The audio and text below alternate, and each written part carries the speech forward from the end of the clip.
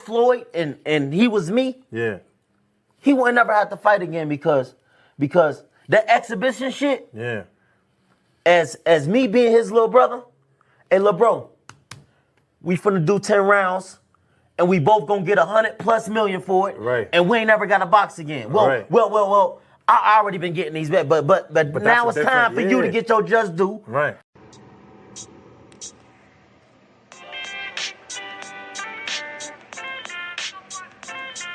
Yo, you know the deal. We back again. We never slacking. Word 'em up. Ladies and guys, whether if you drunk or you high, it's time to pay respects to the illest man alive. If you think you got a point, he'll shrink you down to size. And from there it's downhill like a slinky or a slide. Open your eyes. Got a deep connection with the rise, so you might see them jump in whenever they go live. Peep it. This channel blowing up now, it's not a secret. With tons of exclusive interviews to listen to. Them other channels I hate, but yo, they missing clues. They start narratives, sip the goose and twist the truth. It don't take a rocket scientist to get the proof. Just click the live at 4 p.m. Eastern time. But when you chime in, make sure you keep it kind. But if cowards want to debate, then it's feasting time. My man Jusdu shine busy all the time. Grind 24/7, 365. Videos he might have 365. My rhyme's sick, they make you do a 365. You get a rich if you think you fit to survive. It's Jusdueboxing, time to click the live. Ain't no beginners, if you soft, you ain't down to ride. I crush you, respect too, it's Jusdu. He got the illest boxing show on the internet. The boy been a threat and he ain't even had dinner yet. Word 'em up. Yeah. You know what time it is.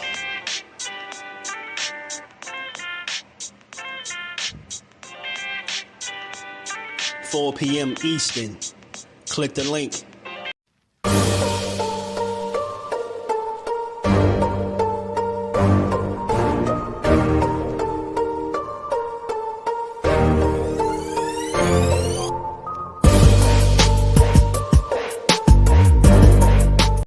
The JBT is back at it again, y'all.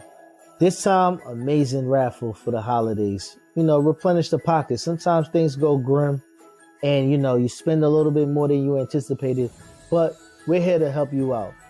$5 to get you in, $20 to get you in 5 times for winner takes half. Hold on. I didn't know that was the details, y'all. Hold on. Cut. Hey, Remo. Hey, yo, Karen, why y'all ain't let me know that the prize was winner takes half? Now, this is dope. It's been running for some time now, silly. Is JBT a content creators ought to get into this? Absolutely not. Are you crazy? No. Nope. Wow, that's crazy. No content creator, just JBT supporters, sorry. Whatever. Bye. Like I was saying, $5 to get you in 1 time, $20 to get you in 5 times. Winner takes half. You can't win if you don't play, man. Jump in the raffle. JBT Network 1 is the way you get in. Leave your name and the means of contact. And enjoy the holidays. What's good? What's good with the family on this Good Friday, man? Back to build on this boxing for a little bit and give it its just due how we always do. Y'all already know. Catch this on the playback. Make sure you smash the like button, sub to the channel, turn your notifications on, and say what's up to the fam. How y'all feeling, man? Shout out to my JBT family, everybody that's in the raffle. Y'all just heard my boy Remo. Only correction, we giving away the whole bag. $5 to get you in, $20 to get you in 5 times. You know, there will be one lucky winner, man. So good luck to y'all, man. Hope one of y'all win y'all some money. But let's get to it, man. Shout out to the fam. Let me say what's up to the people. Where we at in the likes? We at 1 million yet? Not yet? All right, bet. We just going to keep working there. Asante, what's good with it, bro? Said Just Do Tank has a better resume. Devin has the accolades from fighting B-level fighters, man. I think that make a lot of sense. Thanks. What's good with it? Ace, what's good, family? How you feeling? Melanin Queen, shout out to the dopest moderator in the land. Rise podcast, my guy. Senior, what's good, Brody? Ty, what's good, family? BJ in the building, what's going on? Skills, what's good, my brother? How you feeling? 2 cents, what's good, family? Milan in the building. Cash Sports, the box story, and my guy. LaMarcus, what's good, fam? Mike in the building, what's good, bro? How you feeling? Shout out to the fan, man. We just gonna build a little bit today, man. I seen a few things that caught my attention, man. You know, for one, we gonna get this short stuff out the way, though, man. So I know y'all seen it by now. Right as we already anticipated that Keyshawn Davis gonna be fighting Dennis Berinchyk February 14th, from what I'm hearing. So everything going according to plan for the youngin, man. I think that's the fight that he need. I think once he solidifies himself as a champion, you know, then it'll make sense for him to call out other champions, right? I think once he secure a title, can't nobody deny him. You either want to fight him or you don't, type deal. So I like how he moving. I like what he doing. I like the fact that they got this title shot lined up for him for the taking, man. And he seems to, you know, he gave Berinchyk a lot of respect, which is good going into the fight because he's gonna prepare for it. He ain't gonna overlook it. Look him. You get what I'm saying? He ain't feeling himself. He gonna train and prepare like he always do. And I'm telling you, man, I think him and Bomac got something special going on over there, man. If you just see the one fight that Keyshawn had without Bomac, you see how much different it looked. And then the very next fight when he had him back, it's like night and day. It's totally different. Twin, what's good with it, fam? Ambrose, what's good, fam? Dante, my guy, what's good, Brody? Say about, I think resume better than Haney, right? Tim Bradley seems to think so too. Mr. Empire, what it do, family? What's good? The Eastern European fighters don't play. Keyshawn better get prepared. Nah, I ain't got to worry about that. And the Eastern European fighters, listen, some of them really go do their thing. Crush the legend, my guy. What's good, bro? But I'm going to be honest with you. Like, I seen Berinchyk fights. Yeah, you want to prepare for everybody. He's a champion. You got to treat him and approach it like such, right? So he ain't no trash fighter or nothing like that at all. Dennis Berinchyk is a good fighter. Good fighter. He did get an upset win. We just seen what Navarrete did to Valdez. He completely, like, you know, beat the stew out of him. So you get me, Berinchyk is that very same guy that beat, you know, Navarrete and gave him his last loss. So he definitely, you know, a real opponent. I'm not into discrediting guys, but I just feel like his levels, feel like Keyshawn pedigree, you know, his temperament. I think he more complete as a fighter. I think he can do more in there. I think he got the better corner. Bomac is of the best in the business, man.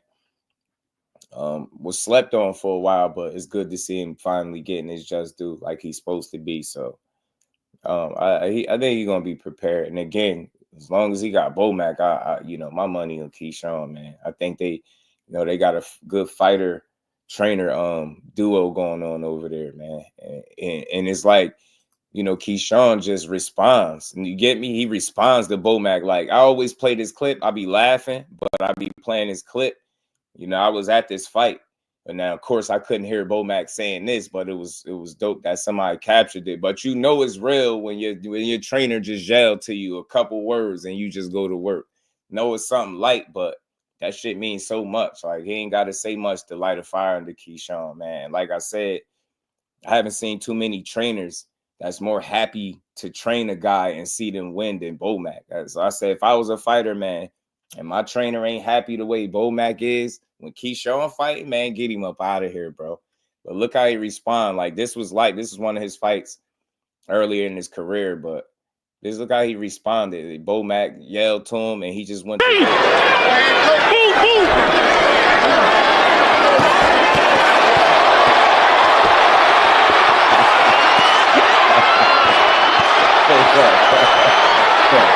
Yeah, he said boom, boom. He really, his next two punches was exactly like that. Boom, boom. He just went to work. It's little shit like that. It's like, you know, because we're gonna talk about Tank today, because I like to talk. I'm just do. I'm always gonna give people their flowers, but I like to hear when fighters that done it give people their flowers, right? You hear a lot of arguing about whether or not he's a Hall of Famer or not, but I like to hear more from the fighters. But Calvin Ford tell him to put that knife in him. You see how Tank look and what Tank go out there and do. Like certain people just got that connection with their fighter that when they tell them to do something, they go do it. And Keyshawn is one of them. I think him and Bomac got that going on early, and I like it. I like it a lot. This is the perfect fight for Keyshawn. It is. Kyle Cool. It was good with the family. How you feeling, bro? Yeah, this is a good fight for him. I'm saying that the Devin beat Regis. Nah, he wasn't. He was picking Devin to beat him. I remember. As you called the fight, you regret calling the fight. You said both fighters didn't look good. Nah, hell no. I hated that fight. I ain't gonna lie. That was an ugly fight. But my point being is he won the ugly fight. And he beat a very dangerous guy in Navarrete. So despite how I felt about the performance and how it looked to me, no evidence was good. I'm still able to separate the fact that he went out there and beat a very dangerous guy, very accomplished guy. And Navarrete, you seen what he just did. Like I said, the Oscar Valdez in that rematch, he beat his ass, man. He did something. He kicked Oscar ass, bro. He is going to sleep well, right? He showed about that dude with these bombs on to test this guy chin. Yeah, he going to test him for sure. You see that boom, boom? Bomac said boom, boom, bro. He was on it. Big Dre, what it do, family? How you feeling? He said that boom, boom. He was on his ass. Bomac, best in the business. Yeah, he really one of the best trainers in the business, man. I just think, not just Terrence Crawford. You seen him winning with Keyshawn. You seen him take Chris Eubank for a fight in a rematch when he lost the first one. Bomac trained him. He stopped the guy. You get me? Like the dude is like that, man. He really be putting them fighters in there and putting them on game. He training Davis brothers, period, man. Like he got his work cut out for him, but they on top of their game, man. Them dudes is nice. They sharp. So, February 14th, man, that should be right here sooner than you think. And I just need to see it, man. I need to see exactly what Keyshawn do in his biggest moment. We seen what he did in the homecoming fight with Lemos. He beat Lemos so convincingly.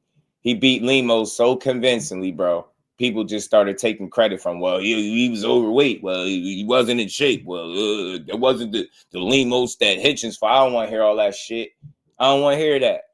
They was saying, man, he better take this dude serious, man. He better prepare, man. He going to test his chin, man. Yeah, I don't know. Keyshawn might have a tough time. Then he go out here and make that shit look easy, so easy that people can't just call it what it is and get him young man credit for being on the top of his game. They find a way to take from it.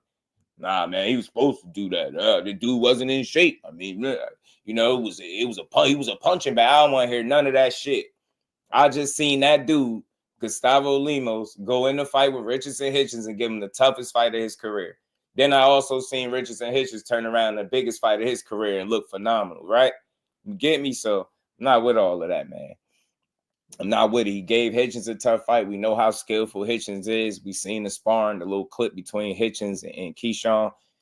Them dudes is of the same cloth, man, at the end of the day. But I told people all along, the reason why that fight would look totally different than what Hitchens did with him because of how he fights. Styles make fights. Keyshawn like to fight. He mixed it up more. He a little more mean. He'll get on your ass. You know what I'm saying? In there. And when he smell blood, he getting you up out of there. He gonna beat you up. You know what I'm saying? If he can't get you out of there, you getting beat up, man. If you don't believe me, just ask Miguel Medueno. I mean, he beat his ass. Keyshawn was whooping Buddy ass in that fight. Where is that? I think I still got the clip. He was kicking his ass, bro. He was kicking his ass. This the fight right here where they had to respect it. Entertainment. He giving you dog grit, sharp defense, offense on point. Just totally outclassed a tough, strong ass guy. What's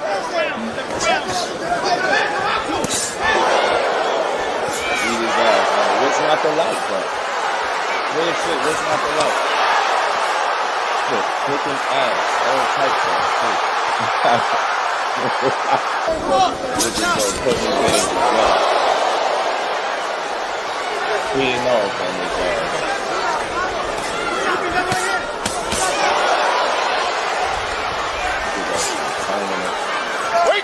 Look, smothering his work when he try to get crazy. On his dude, we got a lot of talent, man. Look at this shit. Right in there. He's just right in there beating his ass. He was kicking his ass. Miguel couldn't understand why he kept getting pieced up. He thought he had him. Keyshawn was kicking his ass, bro. Irony, if Key lose the tank, does he get knocked out? He will transform into a star yacht. Just ask Pitbull Nello after he lost to Floyd. Yeah. And I'm gonna play a clip from Coach Kenny too. Shout out to Coach Kenny, man, because he was giving his thoughts on, you know, the Tank Roach fight. And then he started comparing Roach to Shakur. And you know, he said some interesting things. I see it differently, man. I just can't say from the body of work that I've seen from Roach. He a more skillful guy than Shakur. I don't see that. Still look at Robert. He said, funny how that changed for real. Yeah, man. A lot of people say Keyshawn's getting set up to lose. Remember, hey, LaMarcus, remember? Hey, they setting him up to lose. And I remember that. Remember, bro? Flyer frequency was good, my guy. I'm still thinking about that as 117, 111. I'm telling you, crushed the legend, my guy. 007 was good with it. Yeah, he pieced Medueno ass up. Pugilism in the building was good, family. Pena Haney facing the biggest guys from 135 to 140, who are naturally 147 and above. Barrios, Ryan, Medueno, Albright, Lemos, no other guy 135 doing that. I like that, man. I like that pugilism. I like that. Yeah, Haney did get in there with Ryan. Ryan's a pretty big kid, no lie. But I think that's where Haney ran into his trouble. And it still remains to be seen. The book is out whether or not if that's his Achilles heel or his kryptonite, right? Getting in there with guys that's actually his size or bigger and seeing if he can actually have the same effect or beat those guys the same way he do anybody else. But I just think, you know, he did a lot of good work in that fight. But it unfortunately, it went by the wayside because, you know, a guy wanted to be on Osterine. Busy, what it do, man? How you feeling? It's crazy, but against Tank, he can actually win. Will he? Not so sure. Key youthful and skillful. Tank has experience and superhuman power. Yeah, Tank, take a dog. Tank is a dog. Tank Keyshawn facing the naturally bigger guys, 135, 140. Between Barrios, Ryan, Medueno, Albright, and Lemos. They all guys easily above 147, 154. Yeah, they find some you know. Shout out to my baby girl, the queen, Miss Jusdu. How you feeling, baby girl? Don't work too hard. Don't work too hard on them. But yeah, they fighting some good guys, man. Just being a smaller, when you constantly getting in the ring with somebody bigger than you, giving up height, reach, weight, physical size, and all that, it's crazy. You know what I mean? It's hard to dismiss a guy that's able to do that. You get me? But in terms of the resume, I got a little short clip from Tim Bradley, big head ass, man. Shout out to Tim Bradley, but he was asked a question, and this is what he said. Let's see, better resume, Tank or Devin? Ooh, that's a good one. That's a real good one. Oh, God, I would have to say Tank. Yes. Tank on that one. Yeah, he went with Tank on that one. And the reason why I be playing these clips and talking about these different topics, because it be shit that we be discussing and arguing about a lot, right? So I like to hear a lot, oftentimes from the fighters that actually do this shit and see what they think, right? You know, the fans' thoughts as opposed to what a former fighter thinks or a current fighter is so much different.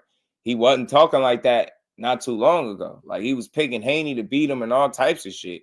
But I think, like I said, you know, that Ryan fight has changed people's opinions on Devin Haney as a fighter. For me, my opinion of his is pretty much still the same. I just have some questions after seeing the fight, but I'm not the guy knocking him and saying he can't get back. But I feel just like with any other fighter, the longer you take to get back, the more difficult of a challenge it probably would be when you get back. You get me? Just look at Errol Spence. I'm hearing he could be fighting Fundora in April. That's my birthday month. April, bro. This man, he fought. What was the last time he fought? Was it June? Like, man.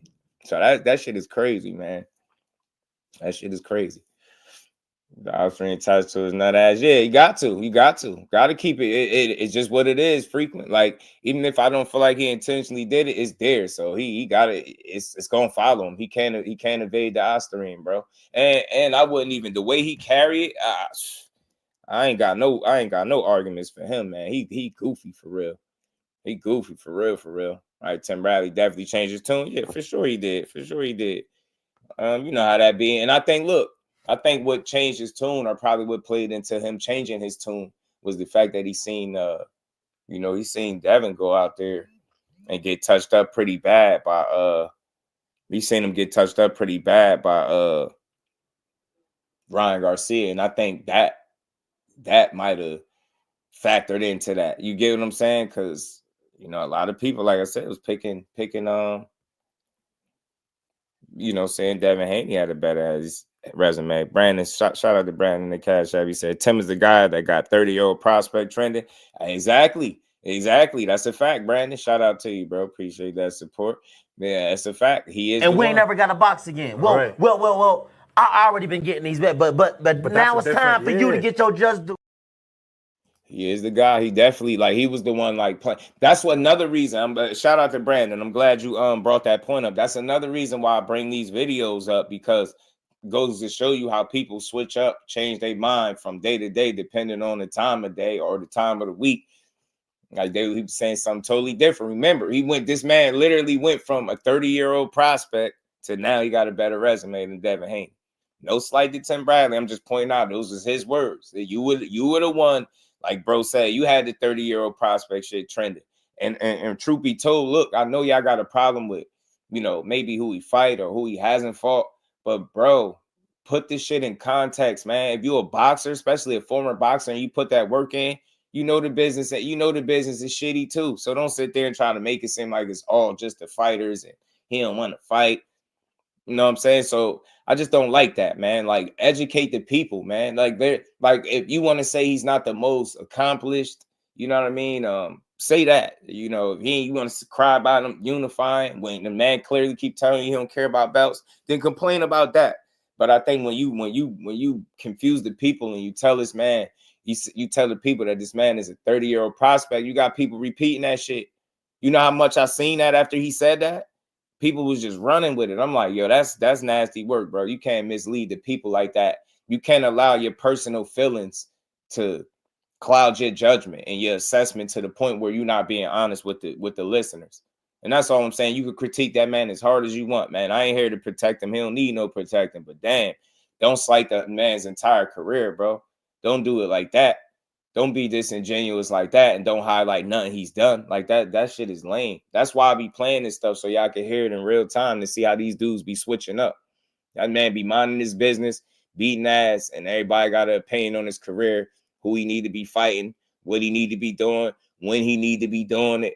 And then you wonder why the young man sitting up there talking about, man, after I get my bread and next year over, I'm out of here. Wonder why. Right. He actually absolutely was Cal. Watermelon. Haney in the opposite direction of taking Keyshawn. Haney, the naturally bigger guy. Tough with smaller Loma yacht ballooning up versus Regis. Absolutely. And towering over Cambosis. Yeah, he kept telling those guys they too small. Remember pugilism? But I no knock to him because he wouldn't be the first guy to be successful over the smaller guys. I think that's one of the reasons why he was winning. But I think one of the obvious big reasons that people ignore for why Haney win fights is because he's skillful. Straight up and down, he could fight. Straight up and down. He's skillful and he can fight. And he's disciplined within the ring. He know how to stick to a game plan and he know how to get a win. Get what I'm saying? So you don't have to love his style. You don't have to think he's so super entertaining. You don't got to think he's the best in the world. But I'm here to say that man can fight. That he wins the fights because he's better than these guys for real. It's just not size alone. I mean, I get it. Size may play a factor to a degree, right? I won't deny that. But at the same token, if you can't fight, you can't fight. You ever seen a big dude get beat up in the ring? You ever seen a big dude get beat up in real life? I've seen it. You get me? So it ain't size don't win fights alone. And all I'm saying is I'm just highlighting that man is very, very skilled and talented as well. You know what I'm saying? But, you know, after seeing the Ryan Garcia fight and seeing, the size disparity, people start to think that, maybe you've been looking this good over the years because these guys been significantly smaller than you while you've been taking advantage of, shrinking down to weight. You know the story. At the end of the day, that man couldn't fight. He wouldn't be winning those fights. If he wasn't nice, if his shit wasn't sharp, he wouldn't have beat Loma. Being bigger than him or not, that wouldn't have worked. You know what I'm saying? Loma beat up bigger guys before. Lennar is bigger than Loma. He beat him up. You get what I'm saying? He beat guys up bigger than him, for sure. Ryan, my guy, was good with it, man. Dope show, dope build yesterday, man. Shout out to you, man. You doing great work, bro. GQ was good with it, fam. Can't be whooping ass. Wouldn't bet against that, man. Yeah, it's very hard to bet against him. It's very hard to bet against him, bro. Time wins was good with it. Tank stops key, man. Look, I ain't about to argue that. You get me? That shit out of 30 tries, 28 of them bit the dust. Skillfully, it'll be a good fight. You know, style wise, it'll be a good fight. But again, that style, you know, coming forward and wanting to mix it up and fight is, although you can have success there, you better know what you're doing, because that's gonna give Tank more of his opportunities to put you out in a way. You get me? So it's a double-edged sword. You better know what you're doing when you approaching that man. That's all I'm saying. That's all I'm saying. You better do it the right way. Respect the Haney build just now. I'll trigger that narrative and knows the wicked game. Yeah, I believe Frank Martin will give Kid good one. Me too. It'll be a good fight. Frank Martin's a good fighter, and that shit don't change because he got stopped by Tank. But I've always thought, because of Keyshawn pedigree and the guys that he started fighting at an earlier point in his career, I felt as though that'll give him the nod over Frank. I feel like he'd beat him. And I think Frank have a tendency to rely on his athleticism too much. I think the muscles will get him in trouble later in the fight. And Keyshawn really know how to go through the gears properly. He know how to slow a fight down. He know how to, step on the gas when he need to. And if he gets you hurt, you know how to finish the job. So that definitely be a good fight. But you see it now without the Tank fight. Of course that was a title shot, but he wasn't likely to win it. You see Keyshawn, he about to be 13 fights in with a title. And him and Shakur got a lot in common, because I believe Shakur won his first world title with his 13th fight against Joet Gonzalez. Beat up Joet Gonzalez at like 12-0. You know what I'm saying? And won the first title at 26. Cornelius, what it do, family? How you feeling? But Nakatani, the guy that Teal struggled with, that Loma torch is naturally bigger than Devin and Ryan. Yeah. Thought it was corny when Loma asked, was Haney a middleweight? At first, I ain't gonna lie, Ty. When he was first saying that, I was like, bro, you just get your ass in there. If you nervous about getting in the ring with this man, just say that. If you nervous, just say that. Just say you scared to get in the ring with him and you don't want to fight. But after seeing and understanding how much weight that he gained overnight, I get it. But still in all, fight the man. And he did fight him. He gave him a very, very good fight. Key fight style reminds me of Buzz. Yeah, because who trained him? Skills. Who trained him? He got that temperament. He got that switch. That's what I like about Key. Thing is, Keyshawn got action at 40. How long is going to stick around at 35? I think for a while. Shout out to Ogbizzy for the 10-piece, getting the goals started. Y'all see the channel goals. Let's hit the channel goals every day. Why not? We be building in here. It's going to always be a good conversation. Y'all know it. So let's keep rolling. Shout out to Ogbizzy. I'm going to start this goal off. Let's support the channel, family. Don't call to hit that like button. I respect the unbiased hard work and dedication. Mr. Tell It How It Is, a.k.a. Mr. Talk This Shit. Justin, that's my guy. Don't suit me up, Ogbizzy. Don't get your boy gassed over here. Get me amped. And we ain't never got a box again. Well, right. well. I already been getting these bet, but now it's time for you to get your just do. Shout out to Ogbizzy. Appreciate you, bro. Always. Gertz, my guy. I see the avatar. Gertz, you in the holiday spirit, my boy. That's my boy right there, too, man. Hey, man. But Loma was being truthful. He was. Blunt Sports was good with it. Both teams on the right thing. Between Tank and Keyshawn, it all plays all right. Tank always owns Barkley, and Keyshawn can claim MSG. Bliss the NYC boxing scene. You on top of the world. Hey, I like that. I just want to see fights. I don't know where all the personal stuff is. What I've seen from Tank throughout his career is a damn good fighter, one of the most dangerous ones in boxing. Consistent performer. You're going to get your money's worth. I'll leave it to the people to cry about the opponents. I can't pick who people fight. I just support it, right? The same thing for Keyshawn, man. 12 fights in, he really sharp, man. He got a title shot right there on the way. You gotta know that he's doing this thing. If you strip the name, just say it was a fighter in the red corner with him doing exactly what he did, taking the fights that he took in the amount of time, you gotta rock with that shit. I remember at 4-0, people were saying he ain't fought nobody. And then, you know, the last few weeks, it was a clout chaser. Now that young man is a challenger. You get me? Man, he about to step on some shit. I told y'all he was going to be. I told y'all he's a former world champion. Told y'all. I mean, I knew the work ain't done, but I really believe in him, man. I think, you know, Bomac is not about to allow the opportunity to win a title slip. And Berinchyk just don't got enough.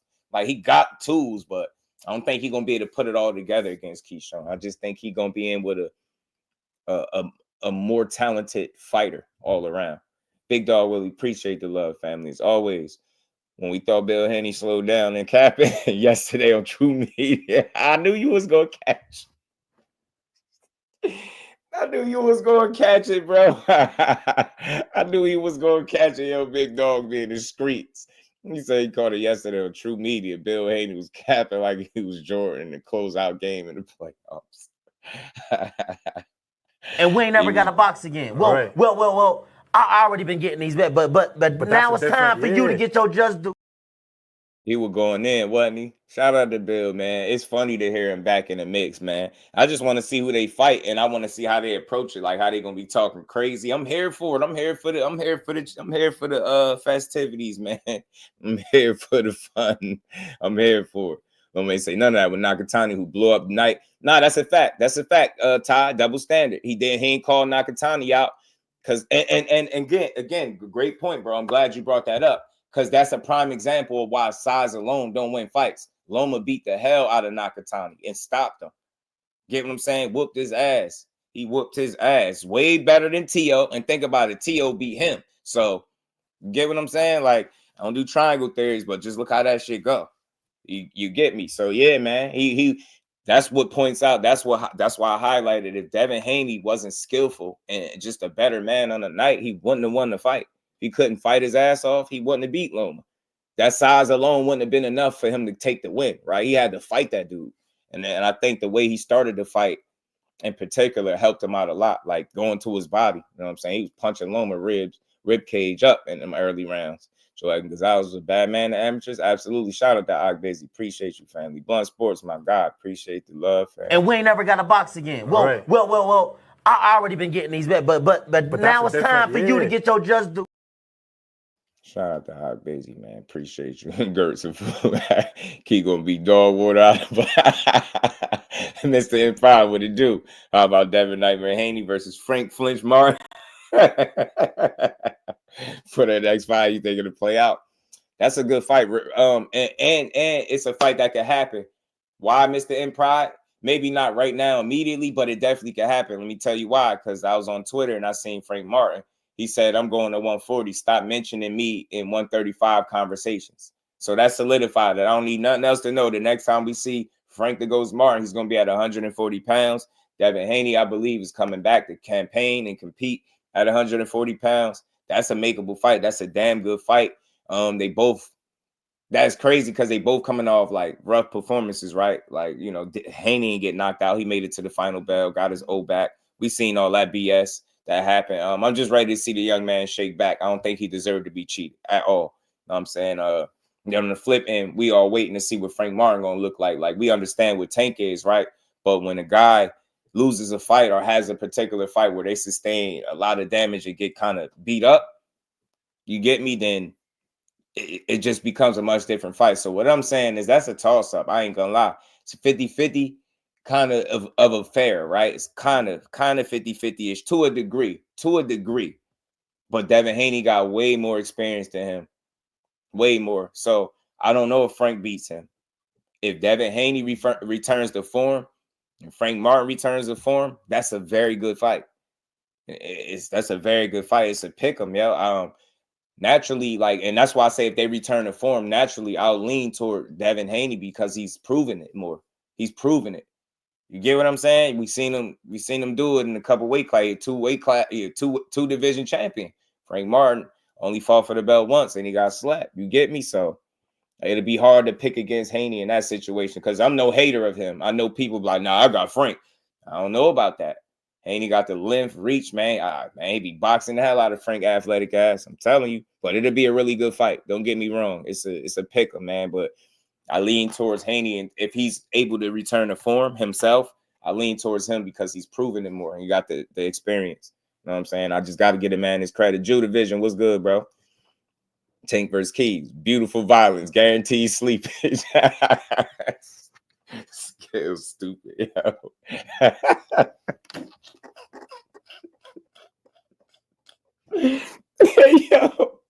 Yo, did y'all ever watch the replay and see? Nah, shout out to Frank Martin, but did y'all ever go back and watch the fight with him and Tank? Yo. Yo, they really drilled the combination that he threw and ended the fight is the craziest shit, bro. Tank gritted his teeth when he bit down. Bro bit down on his mouthpiece when he put him out. Yo, that shit was crazy, bro. He froze the shit out of Frank Martin, and like he froze in time. I was like, that's not good, yo. He hit him, he couldn't even defend himself. He was just sitting there looking like froze by the ropes. And then he just turned that last left over and stepped over him. Oh man, yo. That man disrespectful with his knockouts, bro. I'm telling you, Skills.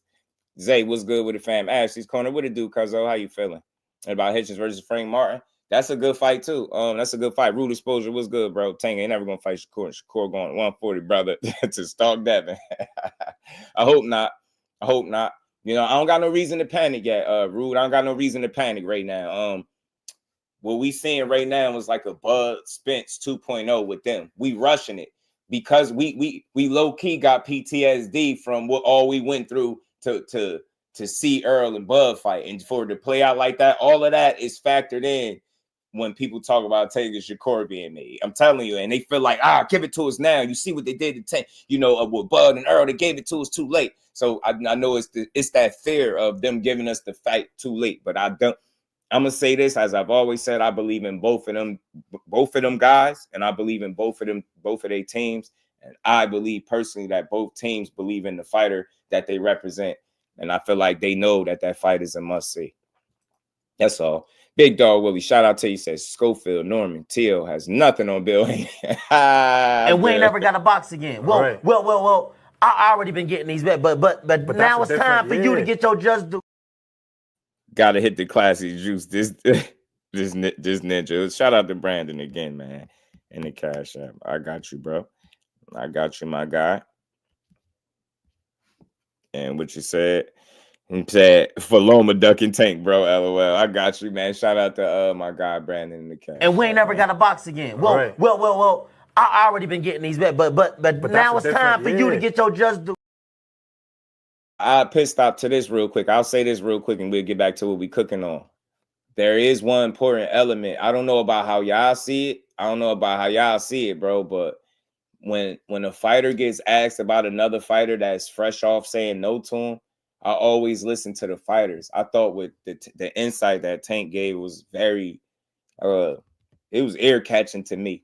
Like he didn't take that road where, he ducking me. See, these dudes don't want to fight. He wasn't talking like that. He was speaking like a fighter. And that's why I like hearing from the fighters, because he in this shit. He beating up his body. He had all types of sparring wars. The man had 30 fights. Like he had more professional fights than Loma at this point.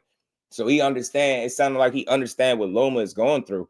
And a big part of me appreciate the fact that Tank didn't take that approach. He ain't say he was ducking me. He was like, yo, he probably tired. He was like, yo, I feel as though he wasn't in the mood. He really was supporting this man. I rock with that because for me, I don't know about everybody else, it eliminates that narrative. The fighter don't even want to call him a duck. And he full well, he can say that. He can be like, bro, I was trying to fight. He don't want to fight me. But he was like, yo, he feel like, he been beating his body up. He probably tired. You know what I'm saying? And I think that's reminiscent of what he's feeling too, to a degree, with the boxing game. Like, I think this shit is a lot of wear and tear on you physically and mentally, emotionally as well. That shit is taxing on the body as a whole. You know what I'm saying? Peace to the queen. Lisa, how you feeling today? Always good to see. Scales, you a fool, bro. Can Haney get back to 140? He may need to go to 47. That's interesting. I feel like the longer it takes to get back, it'll make the journey a little tougher. You know what I'm saying? It'll make it a little tougher, but it's something that can be done, right? He can do it. The man can bounce back. He just gotta believe in himself, bro. Just gotta believe in himself. I see him working with Nate Jones. Like, add little pieces to your camp and sharpen up and go back and kick somebody's ass, bro. Like, I believe in him if he believe in himself. If he ain't quitting, I ain't gonna quit on him as a supporter. He ain't quitting, I ain't quitting on him. You know what I'm saying? I want to see the man bounce back because I believe he got a raw deal. And I feel like the first bad mistake in his career was to do any business with Ryan Garcia at the time that he done it. I think he's seen the success that Tank had. And just like any other fighter, you like, you know what? We could make some money. We could put up some numbers, right? We could make a good fight. And it's nothing wrong with that. I think people looked at that as a very negative thing, but it's not negative. It's only negative because it didn't work out, right? And I think he looked at the success that, you know, Ryan and Tank had, and he wanted to duplicate it or at least have a shot at putting up some good numbers and selling some tickets. And I don't think there's nothing wrong with that, but it just went wrong. It went bad for him. It went south. So the way it all played out is, in the long run, like that's going to be the worst decision I think he's made as a professional and them as a team, like to do any business with that wild card that is Ryan Garcia. Albright versus Haney would be a good rebound. It would be. Albright can fight long, rangy a little bit, man. He can box. He would be not a crazy puncher. Yeah, it's a good fight, bro. Bruce, guys, what it do, OG? How you feeling? Pink said, damn. When he watched the replay, you give so he said the same thing we said. Damn. They sleep that man like that. Zach B, what it do? It looked like the world stopped at that moment. I'm telling you, for a minute, it was like pause. Boom. I'm like, shit. Terrell, what it do, family? How you feeling, bro? Shout out to the OG Bruce guys. Says you got a lot of faith, brother. Yeah, I got faith, man. I'm an optimistic guy. I'm an optimistic guy, bro. Y'all know I try to stay optimistic. I try to, but you know, there are some concerns, but my optimism is still winning out. I got my concerns too, Dante, for sure. You know, we be talking, but I think I just want to be you know, I want to give both guys the benefit of the doubt to say like they know full well that they gotta fight, you know, and because of that, like you will be a fool to move out of the division without making that fight. You know what I'm saying? I'm waiting ever since, of course, that in 135 was Tank way back. Ben wanted to fight Shakur 130. Roach. Tank picked Frank instead of for unification. Just gave patience for 2026. Yeah, man. I get you, man. Very intelligent. Yeah. A lot of people don't see it. They see it, but they don't you know, they can't fully see it to the magnitude of other individuals because of who it's against. But I think anybody with eyes can see what's really up with him and what's good with him, you know. Shout out to my guy Rudy Spose. You said never backbite. Still think Tank and Loma might still fight. I think it still could happen. Why, Dante? Because they said they was gonna revisit it. They said Tank still wanted to fight Loma, and he ain't vacate that belt yet. Yeah, tired duck. Yeah, I get you. I listen. I ain't gonna argue with you, Cal. I know how you feel about him. He jipped us out of a fight, so he got to deal with the same scrutiny as every other fighter. That's all. Now I can stall him out, but I know y'all gonna go in on him. Keyshawn gonna do 2-3 fights. Keyshawn gonna go to deep waters, win or lose. Davis will entertain us. Hell yeah, Davis would be highly entertaining. He's a professional boxer, no backbite. Showtime, the guy. What's good with it, bro? How you feeling? Shout out to you, man. Robert said Tyson Fury, Dillian White, elbow Steve Cunningham, Tyson Fury had on Tampa Bay versus Deontay Wilder. Tyson Fury is on cocaine and Nandrolone. Also the biggest cheater in boxing. Shout out to Robert Brown. Hey, Robert, man, I lost the supporters calling that man a cheater, bro. You should have seen how sensitive Buddy was. I called him, the tampered gloves. I called him a cheater. He's like, I need proof, bro. And I told him to go look up the Nicholas Asbury videos on YouTube where you can see he took Patton out for sparring. And dude ain't want to do that. He just wanted to be mad at me. So, you know, too bad. But Tyson Fury is a cheat. I don't give a damn what nobody say. Tank versus Loma or Tank versus Key. Which one you want at the March? Ooh, at the March, Loma or Key. Give me either one. I don't care. Because they both great fights. Give me either one. Give me the guy. You know what, GM? Shout out to you. Give me the guy that want to fight the most. And it seemed like that's Keyshawn right now. Because if you half stepping about getting in the ring and it's Tank on the other end, like, bro, just go ahead and vacate the title and retire. You know what I'm saying? Creole, what's good with it, family? Styles make fights, intelligent adaptation lead to victory. Absolutely. Absolutely, especially at the highest level. You got to be able to adapt. You got to be able to adjust on the fly. You have to. You got to be. You got to. Let's keep rolling, man. We're gonna run. Yeah, you know what I'm saying, GM? I'm big on guys fighting dudes that want to fight them back. So if Keyshawn really want that smoke as bad as he's saying, I think it'll lead to an entertaining fight, win, lose, or draw for him, right? Because you get me, if he gonna stand on it like how he's saying, then that shit gonna be action-packed. You know what I'm saying? Very entertaining the whole way through. Davis versus Davis. I told y'all a couple weeks ago, Davis versus Davis could be a y'all thought I was playing. Now it's a real thing. You know what I mean? David versus David. Nah, but yeah, I want to see guys fight other dudes that want to fight them back. That's how I think we get good fights too. For instance, like Schofield, right? How bad he been saying he want to fight Shakur. Should be a good fight. From an effort standpoint alone, he should provide the effort in the ring that's going to make people at home respect him. That's how I'm looking at it. Meanwhile, trying to navigate himself through the rounds and have success and get a win. So I think it'll be entertaining. Entertaining fight. Let's keep rolling, man. Let's talk about it. Let's talk about it, man. Cause seemed like Bernard was giving Tank his just due, man. It's always good to hear, man, when somebody give the man his flowers. Let's listen to this, man, because we was having this conversation. Coach Hector, I asked him, how would Bernard happen? We was having this conversation recently about, Hall of Fame and if he's a Hall of Famer or not. And some of the people in the chat was like 100%, sold that he's not a Hall of Famer. He ain't fought nobody to be a Hall of Famer. Who he fought? Who this? Who that? All I'm saying is it take one to know one. So I respect the opinions of anybody that got, y'all feel how y'all feel as opposed to if he's a Hall of Famer or not. But I thought a guy like Bernard Hopkins, who's on the opposite side of him, promoting other guys that could be opponents and shit like that, to give him his credit, I respected it. You know what I'm saying? Gave a yes, Ty, he did. So let's listen. Do with Jake Paul. He said, Ellie, don't even ask me because Hopkins is too good, too sharp, not even a close fight. First of all, I won't go in there playing and tapping and saying, hey, you hit me too hard. I would break the rules. See, certain people cannot play without making it or turning it into a real fight, right? Like I said, I'm a bad script follower when it comes to playing boxing. When it comes to, I can remember way back in school days where you play slap boxing and next thing you know, become a fisticuff.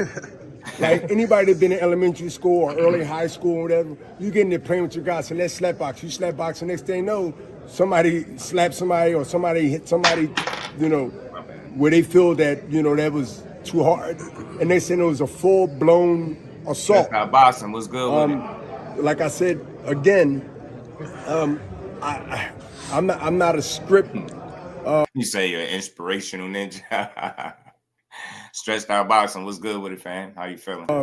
Player real well. So whether it's J. Paul, whether it's anybody else that's into entertainment or boxing, it'll be a problem. They'll get a real fight out of me. Because as soon as I get hit, I'm gonna lose the script. That's why you came out to the song, I Did It My Way, Frank Sinatra. Excuse me? That's why you came out to the song, I Did It My Way, Frank Sinatra. Yeah, the man, he just mentioned, that's why I came out on the song, one of the greatest songs of all time, called My Way by Frank Sinatra. You notice, you don't see a whole bunch of people in any business or any statement that they've done it their way.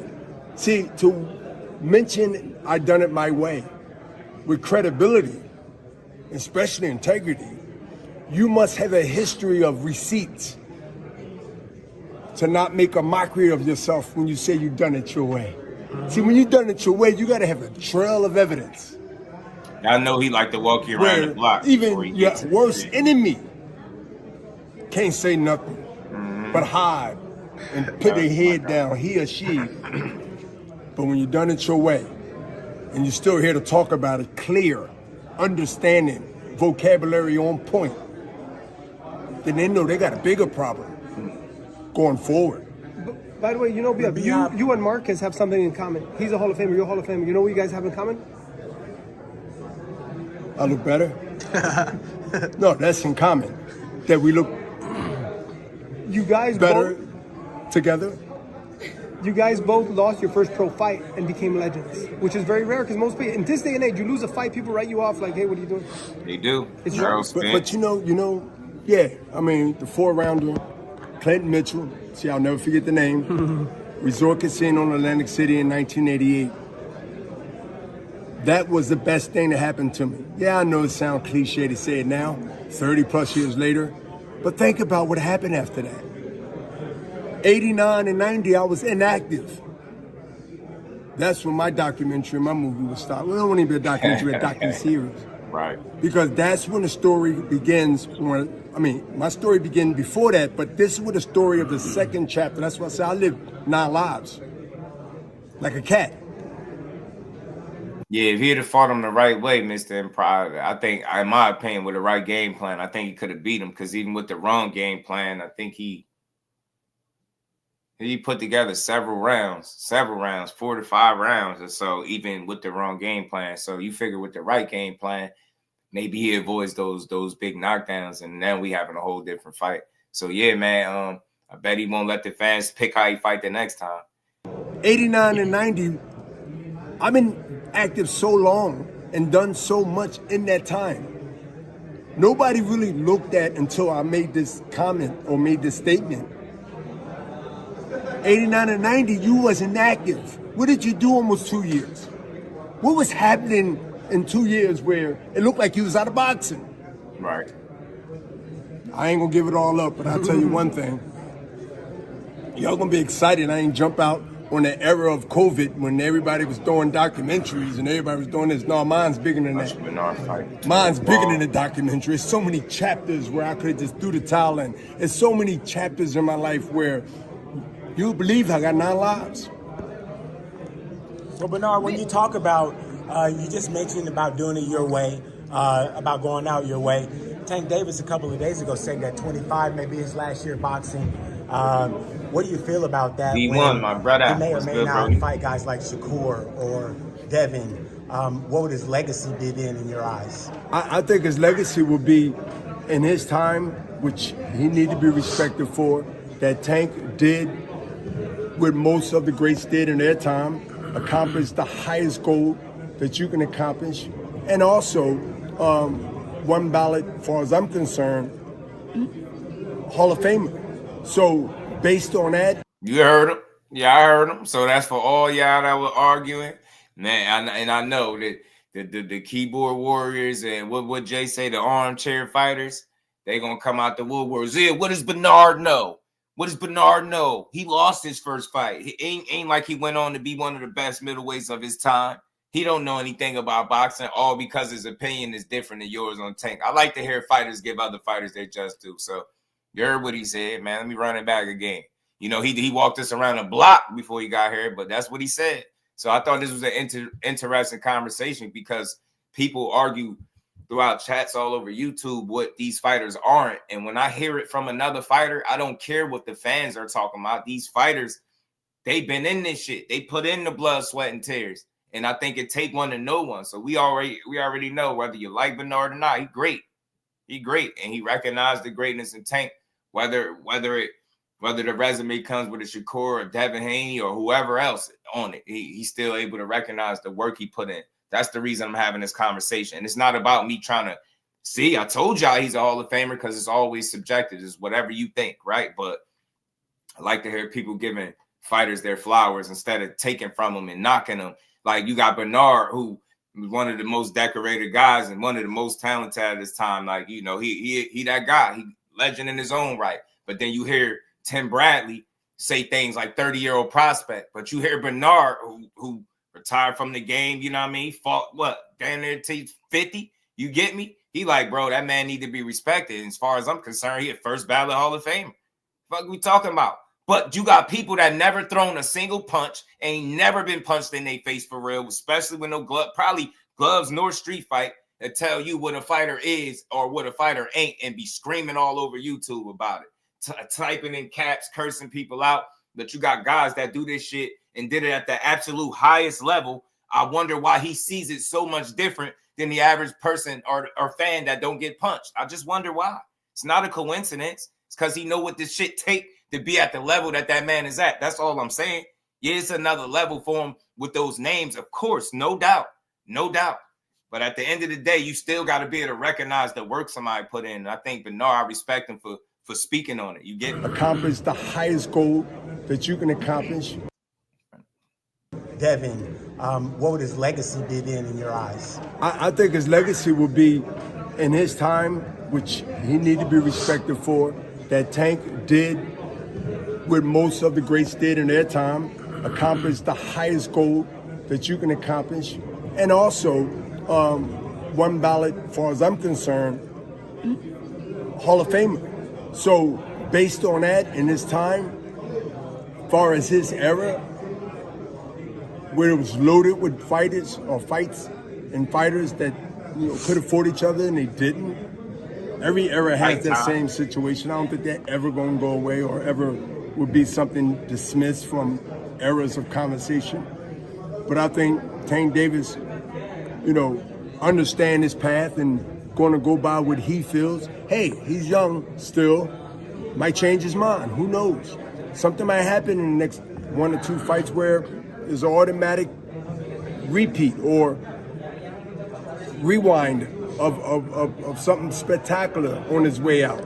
So I would say if he's going to do 1 or 2 or 3 fights, then let's respect that and let's hope that that's the fights that we want to see. That's the key. The fights that we want to see. Man, I respect that. I like what he was saying in that. And, he spoke briefly on it, but it was enough. Like he said, enough there. And again, in the era where all fans do is discredit the fighters, like in the era, that's all they do is refreshing to hear the ones that competed at the highest level in the days of yesteryear, right? To be able to look at a guy like Tank and say, look, man, as far as I'm concerned, it's the first ballot Hall of Famer. He's accomplished a lot. If he decided to walk away and retire, hey, we just got to respect that. If he's giving us 2-3 more fights left, you know what I mean? Let's hope it's the fights we want. And that's all. That's it. That's all. But all that other shit, telling somebody, how to move their career, what fights to take, when to take them, you know what I mean? How much money to accept, tell people what they worth. We are in no position to do that. We're in no position to do it. So shout out to Bernard Hopkins for keeping it a buck, for, speaking some honest words, man, and just giving a young man his credit. And another thing that I like, aside from the people that's coming out with the crazy criticism, because, he spoke about the retirement stuff, I like the fact that the ones that have been involved in the sport, the coaches and trainers, coaches and trainers and stuff like that, they seem to respect it and support it. And it's crazy, but the fans ain't like that. They like, man, he ain't do this. He ain't give me this fight. He ain't give me that. He can't leave unless he do this. Man, that man gonna do what he want to do. And like I said, you just could support it or sit on the sideline, complain and hate watch the next few fights he gives us. I know what I'm saying. Right, unless you buy the fights. He said Ninja was just saying B Hop was capped about 4 or 6 months ago. Who was saying he capped? Boxing hacker, what it do, Ryan? Lesson learned, don't touch me, but my team, period. You know what I mean? But yeah, man, I like to hear that from B Hop, from Bernardo. Call him Bernardo Hopkins, you know what I'm saying? That's Bernardo Hopkins of Golden Boy. I got something else for y'all too that we're gonna talk about, man. We gonna keep rolling. Hold on. Got something else I gotta pull up, man. Let's keep going. Taking out Alexi Fighter set this up, screw them belts. Yeah, Hannibal, yeah, man. We could want for fighters all we want, but they gotta want it for themselves. And that's why I say, man, what we want to see and how they move is different. Like how dudes see their careers playing out is totally different than how we see it. You know what I'm saying? And I get it. And he ain't bound by the pressures of people telling him what he got to do, what belt he got to win. And, you know what I mean? Some people just don't want to give up, keep paying for belts. All that shit is more money at the end of the day. Because the belt don't make the fighter. To me, it's the other way around. You know what I'm saying? The fighters make the belts to me. especially when it's a quality fighter that belt is attached to. Rich said was Tank was decorated when Leo 118, 122 pounder. Guess that's Hall of Fame shit. Argue with Bernard, Rich. I mean, argue with Bernard. I'm just the messenger today, man. So y'all got to take that up with Bernard. I just understand where he come from because he actually did it. What fans think and what an actual fighter think that's done it is so far different, and I don't think that's a coincidence. I think because to a certain degree, unless you've done it, there's a certain level of appreciation that you're not going to have for the work that the man has already put in. It's just that simple. That's what I come to realize. And that's why I think the opinions of this man, when it's coming from like fighters that do it and former fighters that done it, as opposed to a boxing supporter or fan, is totally different. Like the outlook, like we downplay, like think about it. Look how decorated Santa Cruz is. I mean, what he got? 2 losses. He only got 2 losses. He never been slept like that. That's not no shabby win. That man is very, very accomplished. But people underrate him or overlook him. Why? Because he's a smaller guy? I don't know. That's a great win. That was a great win. Leo Santa Cruz is bringing that damn smoke.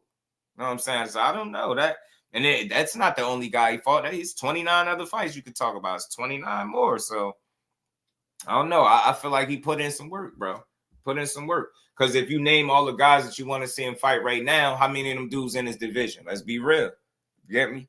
Like a lot of the people that, you know, a lot of fighters that people mention that they want to see him fight don't even be at 35. They be in other weight classes, bro. I mean, his best one was Barrios, just the size difference. Barrios can fight. Yeah, man, he was crazy. Do you, as a fan, honestly believe Tank is a Hall of Famer now? I mean, look, it's not for me. It's not for me to think if he's a Hall of Famer. You know what I'm saying? I don't never make the argument, but the reason I'm here is because people, shout out to you, Rich, appreciate the support. You don't think so, right? You think so much differently than Bernard. And I ask myself why. And I think the biggest difference between y'all two is one actually did it. And that's no slight to you, but I think that's the difference in, you know, how they perceive him as a fighter, because he knows how difficult it is to even get to where he at. And that's why I think me as a fight fan, I level with Tank as a fighter when he feel like he's frustrated, because think about it. Throughout all his career, damn near everything he's done, people find a way to take from it. Don't matter what it is he done. Oh, what? He beat Leo Santa Cruz? Well, he's only a little guy. Oh, well, he beat a weight drain, Barrios. Oh, a weight drain Ryan Garcia. It's never enough. Oh, he beat an inexperienced Frank Martin. It's never enough. I never, and I mean this shit, outside of his fans and diehard supporters, no matter what, when he fight, I never just hear somebody say, you know what? That was a good performance. He did his thing. Kudos to him, bravo, but I want to see this fight next. It's always like a very negative perception of what he done and how it's not enough and how it wasn't good. Like, you get tired of trying to prove to people that don't do this shit that you could do this shit. You get me? Think about it. Like, people will go on panels across YouTube, all over this space, trying to convince the world and anybody that'll listen that he ain't who people say he is. You get me? But I'm not into it. So I like when I hear Bernard say it, it ain't my opinion that's on the table today. It's Bernard's. Bernard said that man to him, and first battle Hall of Famer. And I said, look, it take one to know one. He's a fighter, legend in his own right, Hall of Famer in his own right. You get me? I'm not, who am I to argue with him, right? But I ain't got to see it his way just because he's a Hall of Famer. You know what I mean? Or he's a legend of the sport, and, he did it at the highest level. But for me, being that I haven't done it at all, I got to take heed to what he's saying. I got to revisit it, maybe look at it again, maybe go up and down his resume. You know what I mean? Maybe factor some other stuff in. But he clearly is giving it to him, and that is a guy that was known to fight the who's and don't duck no smoke, and just was one of the more talented, toughest, smartest fighters in the game at the time. I wonder why is it that he's able to give him that credit that the people are not. And like I said, respectfully, the biggest difference between the people and Bernard is that he's actually done it versus somebody that's just sitting back like, man, well, that's nothing. Like, you got to think about how crazy we sound when we downplay these dudes' victories. Like, that shit not easy to go in there and get rid of a guy, to stop a guy that trained for weeks for you. You know what I'm saying? And you go in there and kick ass, like, that shit not easy, but we become so accustomed to seeing this shit. and seeing these dudes perform at a high level that we almost don't appreciate it when we see it. If the name that we want to see attached to the bill is not there, we kind of disregard the performance or the quality of and say, well, he was supposed to do that. Nah, man, this shit is anything can happen on any given day. And you got to bring your A game every single night. I don't think people take that shit into account. It's not easy to keep winning and winning and winning and winning. Because if it was, bro, I don't give a damn who you fight. If it was that easy, everybody be running around here undefeated with mad knockouts, just beating everybody up. But that's not the case. You get what and I'm we saying? ain't never got to box again. Well, Right. well. I already been getting these back, but now it's time for you to get your just do. Kevin, what it do, my guy? How you feeling? Lee in the building. Was good, bro. Shout out to y'all. Make sure y'all punch the like button out. Let's build, man. Boxing with 2-4. What it do? Ain't too big. Should be fighting at 35. Shakur fought bums, tank drain fighters. Shakur Hannibal. I can't let you do that, bro. We got to stop doing that. For me, I don't use it. You could use the B word. I don't use the B word. Can you do me a favor, bro? Can you name me the bums that Shakur fought? Because I don't know how many of his fights you've seen. I've seen them all. Do you know the man never faced the opponent with a losing record? So we got to at least highlight that. And I know somebody going to find some creative excuses to why that's like that. Nah, you look at your favorite fighter, whoever he might be, and you tell me if your favorite fighter, everybody he fought 22 fights and none of them never had a losing record. He never even fought a guy with more than 4 losses. You get what I'm saying? So I name the bums that he fought. If you could do that for me, name me the bums, because I've seen them all. I want to know the bums that he fought. Because when you say bums, that means you really bums. I find it hard to believe that you could find 22 opponents and, you know, none of them have losing records, but they be bums still. Like, it's tough. I just need to know. Cause I watch the fights. I don't think the man's fought bums. Like, we be too tough on the fighters. And again, who was he supposed to fight at the times he was supposed to fight him? He ain't never turned nobody down at 26, 30. Then he got to 35, and it's been all this BS surrounding his career. Because he was kicking ass at 26. He was a champion with like 13 fights down there. Jumped to 130, unified that division, was kicking ass there. All this criticism that people are giving him, this shit didn't start till he got to 135. But people had to keep the shit quiet because he knocked out the first guy he fought, and people discredited that and waited till he had a bad performance to say that's how he always looked. People are crazy. We got to stop tearing down the fighters. We got to put context to this shit. What about the growth process? What about the development process? None of that shit matter. You supposed to just fight all killers? Name me another guy, anybody in here that thinks he fought bums. Tell me who your favorite fighter is, and tell me, is your favorite fighter undefeated and ain't never fought somebody with a losing record? That speaks volumes to me. Speaks volumes. Just like a David Morrell fighting 12 rounders, 3 fights in, that shit different. Everybody can't do that. So his path just was different, man. I ain't saying you fought the best fighters in the world and all the killers, but that bum talk, that's a little extreme, because it would be easy for you to just start naming the bums, start running with them, naming the bums. Like, that shit, that's tough. It's tough. You know what I'm saying? Like, these dudes not fighting bums. Like, people been telling me Keyshawn Davis ain't been fighting nobody since he was 4-0. Go look at the record and see who he fighting. And then go look at your favorite fighter, whoever you are. Look at your favorite fighter first 12 fights, and you tell me, do they stack up? We don't know how to assess talent no more because we too busy shitting on it. If a guy don't look like what your favorite fighter look like, we shit on him. Nah, he ain't. They deep. He fighting bums. They fighting this one. They fighting that. Nah, dudes ain't fighting bums. They might not be fighting who you want them to fight when you want them to fight them. But I don't think dudes sitting around fighting bums. You know what I'm saying? I think dudes fight quality opposition, but just don't get credit for it because we don't know what quality is. We don't even know how to give credit where it's due. Tank it smoking the competition. These guys are going life and death, 12 rounders. They didn't phase out the regular belt. They did that to the super. Talk to them, B-Dog. That's a fact. Never enough because they're not real boxing fans. That's where I'm coming from. Y'all got to understand, man. I'm a real boxing supporter. All that negative talk, all that shitting on everybody, and this one's a bum and that one. Tell me, name the fighters. I start holding people accountable for negative comments. Like, tell me who these bums are. I want to know. You know what I'm saying? Like, nah, bro, we can't do that to these dudes. They all need to fight each other for sure, but I don't think they fight just bums. You know what I'm saying? They talented individuals, man. Can you name 3 other people that you think is on the same level as Tank in the 35 division. The same thing with Core. That should tell you a lot about their talent level. You know what I'm saying? Even if they moved up to the next weight class, they'd be all right. You know what I mean? Levels to this shit. You dig, Rich? Oh, y'all keep on building in the joint. Super title in the WBA is the real title. Nah. The WBA, the regular title is the real title. The title that has mandatories is the real title. A super title has no mandatory obligation. How would you look at that as a real title when the one that y'all keep discrediting is the one that has mandatories attached to it? They will make him fight for that belt. I don't understand what y'all not getting. Even with his belt, y'all don't even know how to give credit with that. You're like, yeah, that's not the real title. It's just a Reggie belt. Like, what the hell y'all talking about? What are y'all talking about? Man, the super title has no obligation. How can you win a super title? Somebody tell me that. How do you win the super title? Somebody tell me. That should tell you everything you need to know. That shit is confusion. That's all they do is add confusion. He's the WBA world champion. B-Dog, that's a fact. That is a fact. That is a fact. When champions and not have mandatories and just be the owner of trinkets with no man. It's facts, D1. That's what I'm telling you. If you don't have mandatories, how do you respect a belt that you don't even know how you can win and don't have no mandatories? You just have it. That shit is literally a trophy. It might as well be a trophy, bro. It's just like the franchise title to me. Fucking destination belt. That shit is just add confusion, bro. All that did was add confusion and discredit the guy that's actually putting in the work with the belt that he has. Y'all can't be serious. Facts, Big Dre. Y'all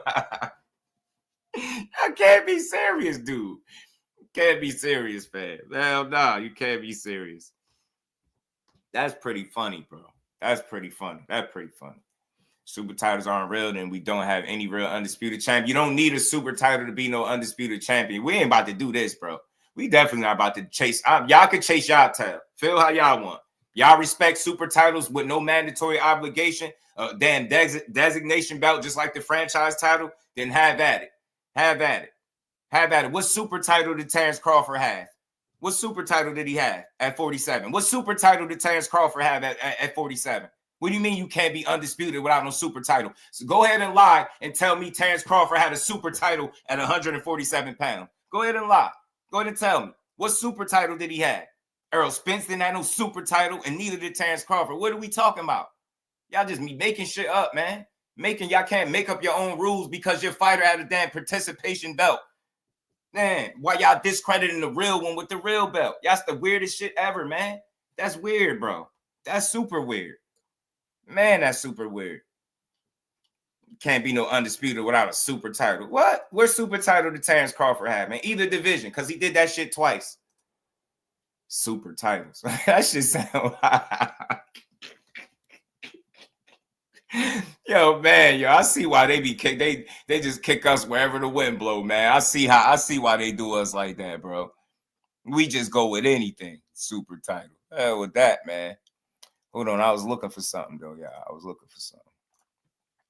Y'all keep smashing that like button. We're going to rock out for a little while longer. We still got some stuff to talk about. Dang, Father, what's good with it, bro? What's good with it? You can't unify the regular title. Medicine. He said medicine. Box, I go read the rule book. Yeah, I'm done. Y'all can have the title conversation. You can tell me this guy had a super title. That guy, bullshit. Bullshit. What 3 belts did Errol Spence have at 147 pounds? What super title?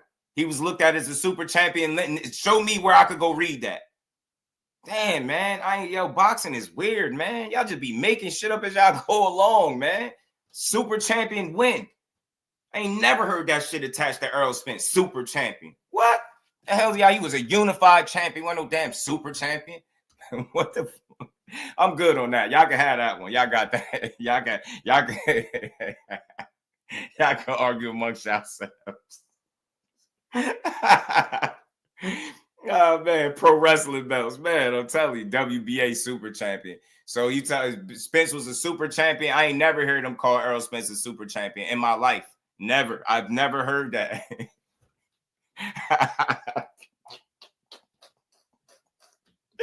The hell is a super title and how do you get it?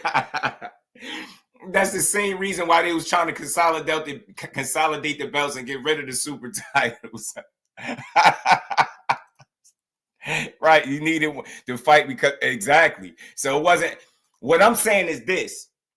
Y'all can argue about the super champion shit. What I'm saying is you just need the 4 major sanctioning body belts to be undisputed. You don't need no super title. What the hell are we talking about, yo? We just watched Terrence Crawford snatch up undisputed. What super title did he have? I ain't hear nothing. I ain't hear. Oh man. Man, yo. Y'all good, man. Y'all good, but we going off topic, man. Let me get back to what I was talking about. Y'all can argue about belts. I ain't arguing about that.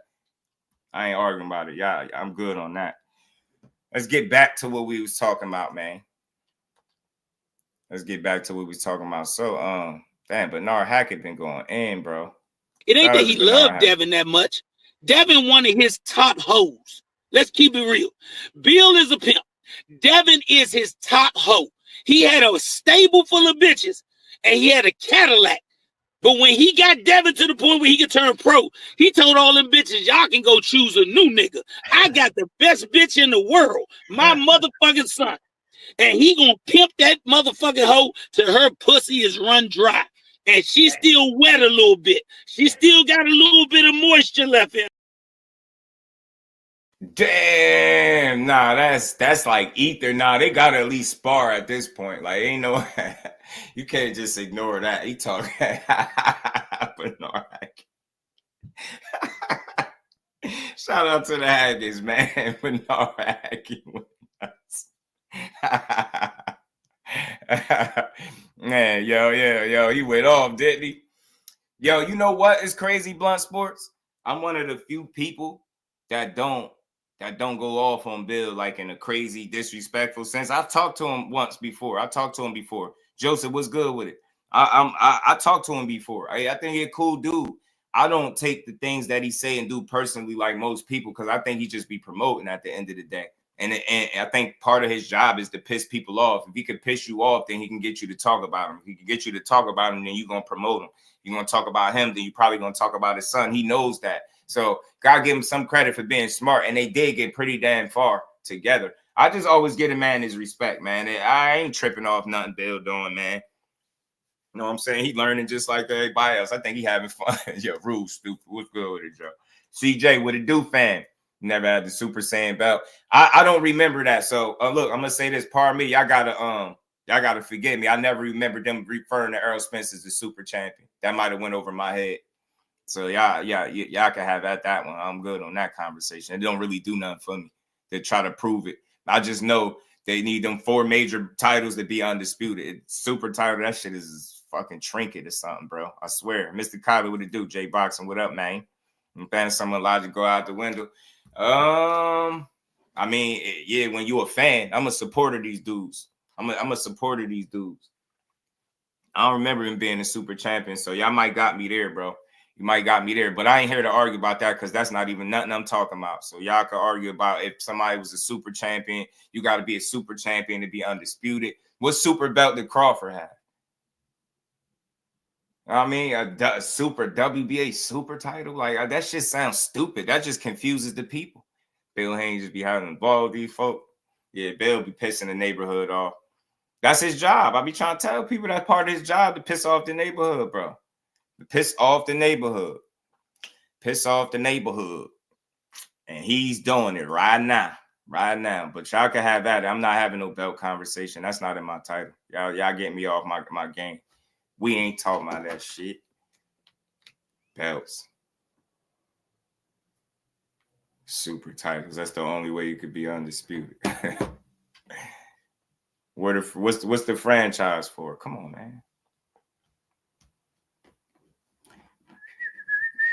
Give me a second, y'all. Let me pull this video up, man. We gotta keep rolling.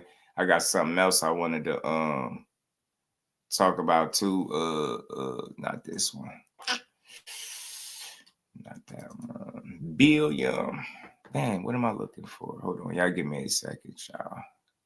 Oh, there we go. There we go. I got it. Here's the fact, the sole fact that matters. Fight. Only title found in every weight class for the WBA is the world That's all. That's all. That's all. That's it. That's all. At the end of the day, all that other shit is just another way for them to make money, bro. You're not gonna fool me. You're not gonna tell me that's just that's an extra belt to try to get more money off one of the fighters, bro. That shit is not one of the major titles, a super belt. Every damn division don't even have one, and that's for a reason. But they got regular titles in every single division, though. You see what I'm saying? So that is just a stupid argument, man. But y'all might got me with the spent super title shit. I don't care about that at all. But let's get to this, man. Let's keep rolling, bro. Cause Teofimo Lopez Sr., bro, he was on Punch Drunk Boxing, bro, and he was talking about Crawford again. He called Crawford all types of bums. Said Tank only got a left hand. He not gonna hit his son with the left hand. This dude is seriously clout chasing, man. I can't wait till they get what they need, man. I can't wait till they get what they've been looking for. Well, I actually do, because you're actually correct, but it's gonna be some idiot to bring up how Bud has super stat. Yo, that's all I'm saying. Right. That shit just confused. They be confusing people and getting money, bro. Franchises are elevated WBC status, but other sanctioned belts didn't recognize it. Again, when they don't recognize it, Rich, my only point is it ain't legit. You get me? When the other sanctioning bodies ain't recognizing it, it's for a reason. That shit just a way for people to now I know his son lost to Cambosis, and he's still talking crazy though. This dude is weird, man. My son, they tried to cheat my son. That's how you be. But let's get to this. Smash the like button. We're gonna rock out for a little bit more. Perfect channel for T.O. because he is punch. Rude, you stupid. And my son, that's how he be, Joe. My son, they tried to cheat my son. I've never been confused. Undisputed don't mean nothing. Anyhow, it's clobbering time. Undisputed it means you snatched up all the major belts and the sanctioning bodies. It means something. But I think it means more when you beat people that's really, really talented and really deserving of those titles. When you snatching titles off the champions, I think it means something. But it's not the end all be all, because the belts don't make the fight for me. Yeah, Jalil, now I think they cheated him though, Joe. I think they took that one. Beth, what's good for him? But let's listen to this. Make is T.O. against Tank. Because that left hook, that left hand that he has would never touch my son. My son has never lost to a fucking southpaw. Never. He does the best versus southpaw. He's a southpaw killer. Exactly, because he knows how to play the game. A southpaw killer. But it's funny, one of these southpaws, he said he won't fight him. So, man, get out of here. He ain't a southpaw killer till you beat the ultimate southpaws. You know what I'm saying? You got to stay off that left. You got to stay off. Never. He does the best versus southpaw. Because that left hook, that left hand, they know it. That's why Floyd said the best fight to make is T.O. against Tank. Because that left hook, that left hand that he has would never touch my son. Bullshit. My son has never lost to a fucking southpaw. Yeah, I know he lost to Cambosis, somebody that's not even on remotely on the level of the southpaw that you're speaking on. But never. He does the best versus southpaw. He's a southpaw killer. Exactly, because he knows how to play the game. You know what I'm saying? You got to stay off that left. You got to stay off that left hand, and he does it perfectly. How's the relationship with Yah and Top Rank? Is it good? It's really good. You know, they're trying their hardest to get us an opponent. Mm-hmm. But as of right now, and this has been like 2 weeks back. Okay. We're trying to get an opponent. Ain't nobody want to fight us. See, now that we know is bull. We know that is BS because we understood they just lied and they told us the last time they fought Steve Claggett, the reason they fought Steve Claggett is because nobody wanted to fight him. But then we found out when Mark Kriegel interviewed Teofimo Lopez, he said, hey, man, you had Raymond Moritai, Kenneth Sims, Elvis Rodriguez. Why Claggett? All they do is lie and try to confuse the people. No slight to his father. I ain't got nothing against him. T.O. is a hell of a talent. When he at the top of his game, he focused, very entertaining to watch. But they got to stop lying to the people. The reason that you fought Steve Claggett is because y'all picked him. You turned down 3 other fighters that people would have rather seen you fight. You know what I'm saying? Kenneth Sims, Elvis. You get what I'm saying? Moritai. Even at 35 coming up, You wanted nothing to do with none of them. You even had an opportunity to fight Brian Norman at 47. You didn't do that. But now they sitting up here talking about some Boots fight, and I feel like that shit is smoke and mirrors because you know with Boots, with position, Boots saying he don't need to fight you. That shit gonna be a bad fight for him. So when Boots say, nah, I'm cool on the Teo fight, I want a unification. You know what they gonna say? Boots duck Teo, or Teo was trying to fight Boots, but ain't nobody want to fight him.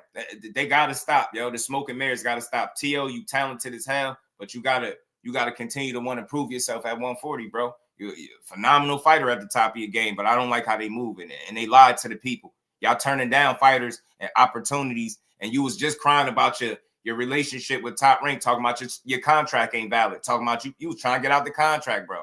And facts, Joe, he did. So I like him, but he just moves weird. The good news is that y'all getting along. That Top Rank and Teofimo Lopez is getting along. That's the great news. Of course we are, bro. Yeah, you know what I'm saying? I love Bob, and Bob always tries to get the best fights for us, but we can't force somebody to fight us unless it's like mandatory, you know? And yo, y'all try, and Teo's trying everything. He's trying everything. We're trying to fight whoever it is. I even told my son, listen, fuck it. If we get Barbosa's, let's fight that dude. I just want you active. Yeah. Fuck the money. Good fight. At this moment. Fuck the money. You should fight Barbosa. That would be a really good win for Teo. I really think you can beat Barbosa. I do. But the way he approached that fight, like, think about it. We told his promoter, please don't make me fight that guy. Like, he really don't want to, and it makes me feel like it's deeper than just because you think you better than him. The dude is undefeated, man. He got a bunch of wins. It'll be a good win. People will respect you beating Arnold Barbosa over Steve Claggett that had like 7 losses, dude. You know, and that's why my son is, bro, we training, and we don't even have a fight. We training. We don't even have a At fight. least y'all staying in the gym. Exactly. Yo, I said this before. Diablo, what I was gonna say. He said rehab. Damn, I forgot what I was gonna say. But listen, I never see my son so hungry in my life, bro. Like Eddie has sparked something inside my son. And that's what I like. Eddie, my son. Mm-hmm. You know, everybody's telling me that Eddie only made 1 champion, and that was Canelo, and he's not good with other people. But we're not changing anything, bro. We're just adding. We just adding, bro. We just adding. You know? And I know that me and Eddie, we're going to be unstoppable, bro. Unstoppable. Yeah, that's if you listen. That's if you soak in the game and take in the right things. If he teach you the right thing, because everybody can't fight like Canelo. Everybody that go over there did end up fighting a certain way. You know, we know what the Reynoso fighter look like. Captain hooks, uppercuts, power punches, loading up. Like, that's how they fight. If Teo start doing that, boy, he going to be worse off. So you better be careful. You better be working on the right things over there, because you can't fight like Canelo. That's what I'm telling you. That's everybody can't get in there and just try to stand in there. And I'm telling you, can't. You're going to go in there fighting like Canelo. It's like the turning of the torch. Hey, yo, that's you know like what I'm saying? Team. That's like customado. Teo don't want tough fights. He wants you. Hey, why I'm calling, listen, man, I'm trying to stopping it. Why I'm calling bullshit on that boxing hacker, you have 4 people to choose from, as I just stated. You chose the least notable name, but you want us to believe you want tough fights? You're literally calling out fighters from 3 different weight classes: a lightweight, a welterweight, and a 54-pounder. You get what I'm saying? You want to fight the welterweight in your very first fight in the division, bro. You want me to believe that you really want to fight Boots? You vested, like, maybe you do, but I gotta see it to believe it. And again, he keep going at the people that got other shit going on. Like, nobody got a time to be playing with this guy. You get me? Like, he know what he doing, bro. Think about it. He's at 140 pounds, and not one fighter that he said he want to fight is one at 140 pounds. Y'all don't have an issue with that? Y'all don't see the play? He playing people. I'm going to call out Tank. Everybody know Tank dangerous. He had 135 pounds. Where y'all going to fight at? He fighting Roach. How are you calling out Tank? Idiot, man. Idiot, man. You calling out Boots. Boots clearly on the record saying he want undisputed and unifications. I know y'all know that shit. I know y'all know that. But yeah, we want to fight Boots. And then he about to bring up Crawford. Now we want to fight Crawford too. Man, yo. And I like Teo. All those fights would be entertaining, but Just focus on one opponent and go after him. I don't like the fact that the guys that he's focusing on, I'll give him the benefit of the doubt with the boots thing because Bob Arum said that's real. But Tank and Terrence Crawford, stop clout chasing, man. I don't even like the word clout chasing. Just stop bringing them up without no real plan on how you gonna fight them dudes. I don't believe you. Exactly. He was a hell of a so fighter, it's like but he just moved. It's turning the torch to my son. Yeah. Eddie sees it. Eddie sees it because Canelo probably has 2 more fights, maybe. He's getting older, and he dumb. This right here is how I know he don't really talk to them. How you gonna say Canelo got 2 more fights? Probably. Canelo say he can go for another 3 to 5 years. Canelo said he can go for another 3 to 5 years, and with that money he making and the way he is allowed to pick his opponents, I think he'll do exactly that. But he gonna determine that Canelo got 2 more fights. Yo, this dude is an idiot, man. I'm no disrespect, but he's foolish, bro. And then when I remember when 5 more left, bro. Reynoso told me and asked me, he says, "How old is your son?" And I said, "He just turned 27." He's 27. He said, "What?" Man, Tank can get Teal now. Yeah, he just turned 27. I won't say nothing, Kyle. I'll shut up. Fucking, we got like 12 more years, and bro. I give Tio his just due for a week straight. Hey, yo, that's what you today. That's yo, son is this fucking bum, Crawford, just became 2-time lineal champion. We did it before him. Listen to him, bro. 25 and people don't see that. Bro, at least 5, bro. 25 years old. Yep. Listen to him. Fucking how many? You're calling a man a bum because of when he accomplished something? You are an idiot, my man. Terrence Crawford started at 135 pounds. He 3 weight classes up. T.O. got to catch up, bro. T.O. got to catch up. Your son think he's a 2-weight division undisputed champion. He the only one in his mind that believe that shit. Terrence Crawford is really that. You talking about a damn lineal champion. You comparing being a lineal champion twice over a guy being undisputed in 2 different weight classes and a champion in 4. That shit don't compare. I ain't standing for the Bud Crawford slander no more. I done had enough of this shit. What is a good fighter to you weird ass dudes? If Terrence Crawford is a bum, Teofimo Lopez need to fucking retire, bro, because he let Kambosos put his foot in his ass. You can't be sitting up here on these platforms with that goofy ass hat on your head talking about Terrence Crawford is a bum. Dumbass dude. Man, I swear, the only fight I want to see T.O. in is against Crawford. Y'all done clout chase y'all asses too much. Man, I wish Crawford to beat him up.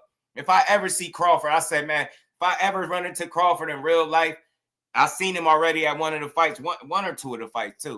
If I see Crawford, I swear I'm going to tell him, yo, if you ever fight Teofimo, stomp a mud hole in him. Y'all, I would love to see. I would pay my actual money. I'll make sure I be there in the physical form to see that. You can't be calling this man no bum because y'all clout chasing off his name. He approached you. He mushed you. He told you to stop playing with him, and y'all still don't learn. And you at every interview sounding like you've been drinking, coming down off a damn bender, disrespecting this man. He one of the most accomplished fighters in the sport. I'm not standing for none of that slander. Go do that shit somewhere else. That shit is weak. One of the most accomplished fighters. He is a fucking dog, bro. He been nice in 4 different weight classes. What more do we need? What more do we need to prove it to people, bro? That shit is crazy. You better hope that T.O. could accomplish what he did. Because he had never let no Kambosos level opponent beat him. Ever. Can't call it. He's a bump and you let Kambosos beat you. And that dude arguably won, 1 or 2 rounds in his last 3 fights? Boy, been getting 3-4 fights. He been getting his ass whooped. Your son let him beat him when he was undefeated, bro. You got your old took by Kambosos, a guy that really looked like he needed to retire, but I wouldn't if I was him either because he keep getting opportunities. We ain't going for that Terrence Crawford slander, bro. That shit is bogus. You calling that man of all types of bums, like, and you just don't get it. That's why he be wanting to punch on you dudes, because this interview his name had no place in this interview. You went from Tank right to Crawford, clout chasing ass. That's why Tank say he gonna slap the shit out your son when he see him. Shout out to Boxing. He said T versus Ryan at an imaginary weight class. They make 143, 44.7. Yeah, whatever the hell they do, let them have at it, bro, and beat each other up, Boxing Hacker. Shout out to you. I'm with you, bro. Let them beat each other up, bro. I'm telling you, they deserve each other, man. Dudes is idiots. And we ain't never got a box again. Well, I already been getting these back, but now it's time for you to get your just due. He waited till Kambosos start getting his ass beat a little bit to start. He said they sent Kambosos a contract. I'll play the video. He said they sent George Kambosos a contract. I'm gonna play the video for y'all. Just give me a second. I'm gonna play the video. They said they sent out contracts. I was playing it before. All they do is talk and lie. If you want to know what the truth is with them, pay attention to what Bob Arum says. Bob Arum said T.O. can't send shit, but he'll turn around and tell you he's sending offers, multiple. After his promoter say he's not in a position to send anything. You telling me the guy that was just trying to convince his promoter that his contract wasn't valid and he deserved to be out of it, that promoter is then going to turn around and give him the ability to send offers to multiple fighters, and every fighter is in a different weight class? Who the hell believes that shit? These dudes are a comedy, and it's not even a good kind. This ain't even a good comedy. This is the kind of shit that you laugh at first, and then it just piss you off. He said, what? Yeah, he just turned 27. Got a lot to learn. Fucking, we got like 12 more years, bro. 12 more years, bro. Hey, yo, that's what you got. That's yo, your son is this fucking bum, Crawford, just became two-time lineal champion. We did it before him. 25 and people years don't old. see that. 25 years old. Yep. This dude is an idiot. Fucking how many years? 12 years before him. This dude is an idiot. He got it when he turned 36. Yo, man, I don't do personals, but this dude got to stop co-signing this shit. That's why I be trying not to let you make it. This is shout out to Punch Drunk, but damn, stop co-signing this shit. You almost like you in agreement that there's no way you can slight the career of Terrence Bud Crawford if you are a true boxing fan, unless you just weird. There's no way. He really whooped ass throughout 4 weight classes. I don't understand what more do he got to do to be respected. Your son can't compare to no damn Terrence Crawford. You talking about arguably pound for pound the best fighter in the world as opposed to a guy that's an up and down performer. Up and down performer and looks terrible on the front foot. So he picks guys like Steve Claggett that he can beat up on. Damn, just put some respect on Crawford's name. I hate to hear trainers do this. You training your son. Y'all lost to Kambosos. Terrence Crawford 40-0. You know how hard it is to get there. But yeah, this bum, Terrence Crawford, this bum, man, I ain't standing for that. I guarantee if he get in the ring with Terrence Crawford, he's going to get embarrassed. I can guarantee you that. Terrence Crawford got everything Teofimo don't want to be in front of. Counterpunch this shit out that goofy dude, man. Yeah, man, he's a goof. I tried, bro. I be trying, Todd, but I stop co-signing ignorance. Message PSA to the boxing world, the boxing community. Stop co-signing ignorance. You calling Terrence Crawford a bum? I don't want to talk to you at all about anything. I'm dead serious. That shit is weak as hell, man. Think about what you're saying. So what is the rest of the sport? If Terrence Crawford is a bum, what does the rest of the sport look like? Because that's one of the best fighters in the world. On a lot of people's list, probably everybody's. Nah, you don't get to sit there with that ugly ass "Make Boxing Great Again" hat. You're not making boxing great again talking like that. And that's my slogan. I got that shit on my shirts. We gonna make boxing great again, building this shit up, not tearing it down. Notice I got all this energy, but not one time did you hear me tell y'all Teofimo is a bum and he can't fight. That's not the conversation, man. Teofimo is a phenomenal fighter. At the top of his game, he'll give anybody a run for their money. I truly believe that. But I know how to, shine a light on him without dimming Crawford's. Crawford to beat your son ass, man. I love to say that to his face. Crawford to beat your son ass, bro. For him. He did it before him. Fucking, we got like 12 more years. He 2-time lineal. Terrence Crawford, the 2-division undisputed champion. 4-weight division champion. Finish telling his accolades. Don't just talk about no damn lineal. Who you hear running around talking about being a lineal champion? Who the hell cares? The only people that care about that is the Lopez's. Nobody care about that shit. Nobody care about that. Don't nobody care about that. You got real smoke at 140, and everybody you calling out is in every other weight class but 140. He calling people out at 35, 47, 54, but he don't want nothing to do with people at 40. Damn, I don't like that shit, bro. Right? Hey, Rich, in his mind, he's a 2-time undisputed. I swear he is. Yeah, bro. I swear he is. Hey, yo, that's what. Yeah, so that's your Yo, son is this entering. fucking bum, Crawford, just became 2-time lineal champion. We did it before him. We did it before him. 25 and people years don't old. see that. 25 years old. Because it's insignificant. It's insignificant. Your son struggled ever since he been to 140. He's been up, down, up, down, up, down. Literally. Like, it's been a roller coaster at 140. Dude beat Josh Taylor and took his foot off the gas and started looking suspect again. Jermaine Ortiz made you look bad. Sandor Martin made you look bad. Pedro Campa was a gimme. Steve Claggett was a handpick. Come on, man. I'm not knocking you, but slow down. If you get to discredit Crawford at 40-0 with all them accomplishments and accolades, then your son might as well retire because he ain't doing shit right now. 2-time lineal. 2-time lineal, man. Yeah, man. I'm telling you, GX was good. You in love with the Coco. Yep. Fucking how many years? 12 years before him. 12 years before him. Mm-hmm. He got it when he turned 36. Exactly. Tio, so put the fucking math. He 2-time lineal champion, but this dude crying about how he ain't never brought home more than $1 million or $1 million from none of his fights. Who gives a damn? Boxing don't even give a damn about this lineal shit you talking about. Come on, man. Don't nobody care about that. Nobody care about that. He's a 2-time lineal champ. Why he don't want to fight none of the other champions at 140? Don't give me this shit. I'm not Teofimo. Let me say it this way, y'all. Teofimo is too talented to be moving this way. Let me say this shit again. Because I give everybody credit. He's too talented to be doing this shit. He really, tell me what fight, what champion at 140 pounds won't Teo have a chance at competing with and possibly beating?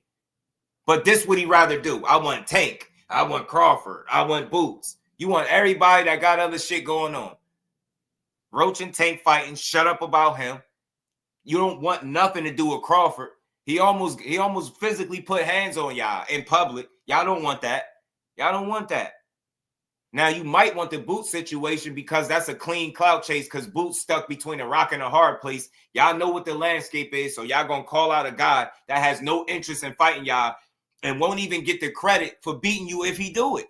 That's why they calling out people. You got to pay attention, man. Pay attention to what he doing. Then if you lose, it's like, well, I dared to be great. I moved up to 47 and chased Boots. Nobody else wanted to fight him. You, including your ass. You got to convince me. I'm sorry, y'all. I just don't believe he want to stick his toe at 47 and then fight Jerron Ennis, y'all. Why? Because he just picked Steve Claggett. Now you about to go from that guy. You're going to jump right to 47. You're going to fight the most dangerous guy there, in my opinion. Nah, bro. I don't think you want to do that. You know what I'm saying? That's why he don't want to fight us, bro, because he's scared. His legs are done, you know, and I know how to beat this. What fight can you go back at and watch and say, yeah, man, that fight right there, yo, Terrence Crawford legs is done. That's what y'all banking on, his legs being done? Man, yo, I'm almost for certain there's no way in hell Teofimo Lopez beats Terrence Crawford at all, at any point that he's a boxer. I don't care if he fought him in his last fight. You would never beat Terrence Crawford.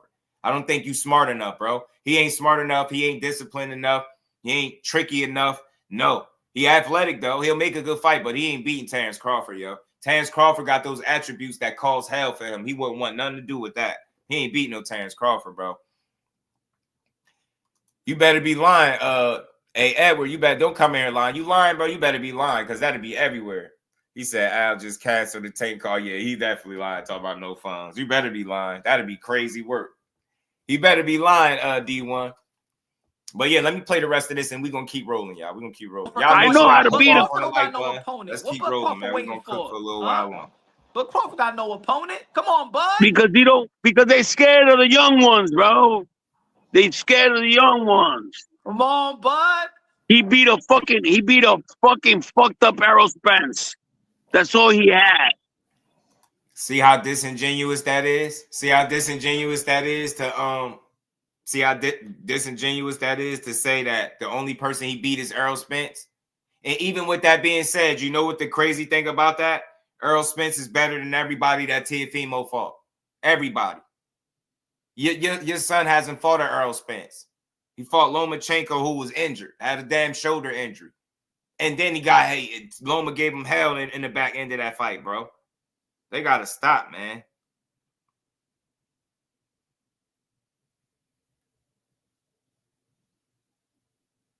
But, hold on, man.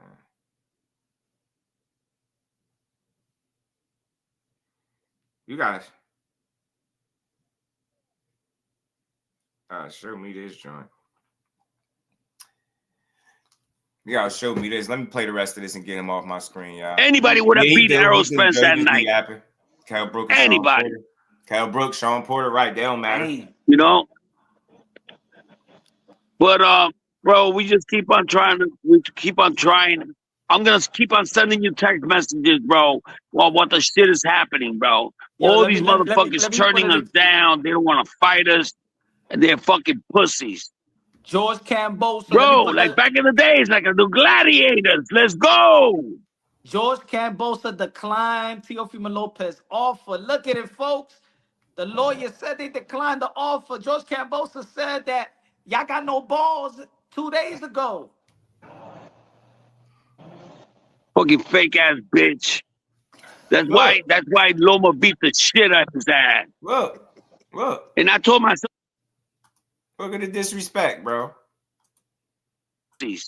George Cambosa. Bro, like back in the days, like the gladiators. Let's go. George Cambosa declined Teofimo Lopez offer. Look at it, folks. The lawyer said they declined the offer. George Cambosa said that y'all got no balls 2 days ago. Fucking fake ass bitch. That's why Loma beat the shit out of his ass. And he beat the shit out of your son. Loma beat him and he beat your son. What are you saying? How are you going to clown somebody that gave your fighter and your son, my son, the only loss on his record, bro?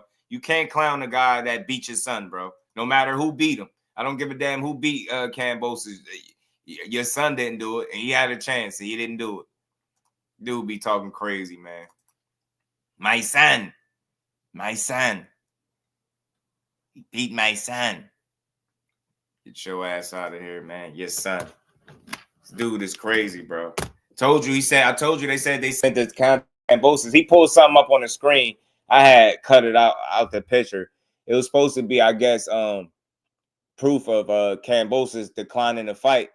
But it's no surprise there because I think Cambosa's got something else in the works. So this dude literally fighting instant. What reason? Who the hell is asking for Teofimo to fight Cambosa's right now? He want to fight Cambosa's after Loma just stopped him. We don't want to see that. We don't want to see that. We don't want to see you fight him after Loma just stopped him. Bro, nobody. If you the takeover, why are you fighting somebody that looked terrible? You talking about Crawford look bad. Looking George Cambosa, when the last time he won a round? Dad beat him twice. He didn't win a single round in that fight to me. 24 rounds is it. You go past that. Who else did he fight? Maxie Hughes. He got 10-2'd in that fight. And then Lomachenko, I think Loma stopped him in 8-9? And he ain't win a single round. The dude arguably won 2 rounds in his last 4 fights. And that's who you trying to fight. But you want me to believe, and everybody in here, that you want to fight Tank, you want to fight Boots, and you want to fight Crawford. But you low-key out here sending offers to Cambosa's. Yeah, he beat Maxie, but they robbed Maxie. We know that. You get me? Maxie 10-2'd him. I couldn't. And that was a setup to put him in the ring with Loma. So that they made sure that happened. Yeah, they delusional, Melon, and they very delusional. And I like Teo, but his father is too disrespectful to some of the best fighters in the world. You get me? So look, arguably, like, the dude won 2 rounds, bro, in his last 4 fights, and he talking crazy. That's the guy you trying to fight? Yeah, I ain't surprised. All things, my guy. What's good with it? He said Teo look like he smokes straws. J-Boxing, you a fool. I got you, D1. I'm about to go right to it, too. What is this? Share special holiday moments. What is that? What is that? Y'all make sure y'all hitting the like button for your bro, man. As we getting on to this, man. 2 cents boxing, peace to the queen. How you feeling? They chasing a guy that won 2 rounds in his last 4 fights, bro. In his last 4 fights, the man got 2 rounds, won. Donnie, what's good, fam? 2 rounds, bro. And that's the guy you sending an offer to. Yeah, but you want to fight Tank. Yeah, you want to fight Boots. Yo, what in the absolute hell, bro? D1, bro. Ain't no way. What the hell? Boxing is tripping right now, y'all. We about to hijack the live, man. Audible, bro. We about to call it Audible, y'all. Shout out to D1, my brother, man. I appreciate y'all always sending me this stuff that I can't see when I be up here, bro. But we got to talk about this, bro. Got to. D1, yo, whatever, man. I don't know what's going on, but I ain't feeling this at all, yo. I ain't feeling this. I'm about to lose my in a minute. This is crazy, bro. This is bro. This better be fake. Is this fake or is this real, bro? This better be fake. They better be faking this, man. Man, that better be fake. Campbell Hatton steps in and say March 1st pay-per-view. That better be fake. That's all I know. Is it fake, y'all? Is it real? What's going on? Let me take this off. Let me get Teofimo Lopez off. Hold on, y'all. Real shit, Teo collaboration with Eddie is a disaster. If it can be, Jay, it can be. Oh, all right, he said it's not true. It can be if he's not because I ain't checked the account. It can be if he don't learn or if he don't pick up the right things from him, right? He said his father said they add into his they just add, they not changing them, they just adding to his game, right? If that's truly what he doing, then maybe they have a chance. You know what I'm saying? Maybe at learning something from him. But yeah, what in the actual hell, bro? Hold on. This is crazy. This is ludicrous, y'all. Tyson said ludicrous. Yeah, I remember when Tyson was like, "This is ludicrous." What? Oh, is this real or what? What's happening right now? Well, I'm still gonna pull it up because they talking about it. So, and if it's bad news, that's shame on them for putting out fake news, bro. That's nasty work if they doing that. But I'm still gonna talk about it because if this is just fake and somebody putting this up, that gotta be they hating on the event, and this gotta be one of the worst, I think, build-ups to any Tank fight that we could have had, based on what's going on with the people.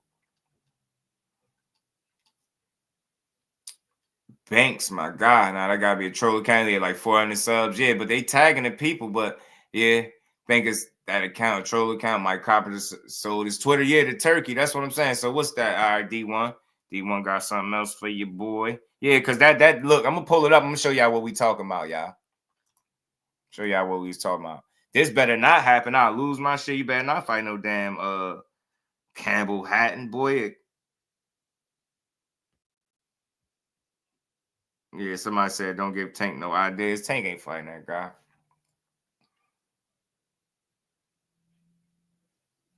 Oh, all right. Lamont Roach said y'all should have been. Yeah, so they lying. Let me get this off here. Appreciate y'all, man. Shout out to everybody in the building, man. But I think they try. I don't know why somebody would put out that fake news, but he tagging people and everything. That's strange, man. That's strange. That's pretty damn strange, bro. Pretty damn strange, man. Oh, he stated, that ain't the real one, though. That ain't the real one, bro. That's your big cap. Absolutely it is. Shout out to Lamont Roach and Tank Davis. We ready to see the fight, man. Good thing that we could just ignore that now. Back to business. Let me pull Teofimo Lopez back up, man. Because let me show y'all, he was talking crazy some more, bro. He said he sent offers out to all these people. That's all he do is lie. Hold on, where you at? Where you at?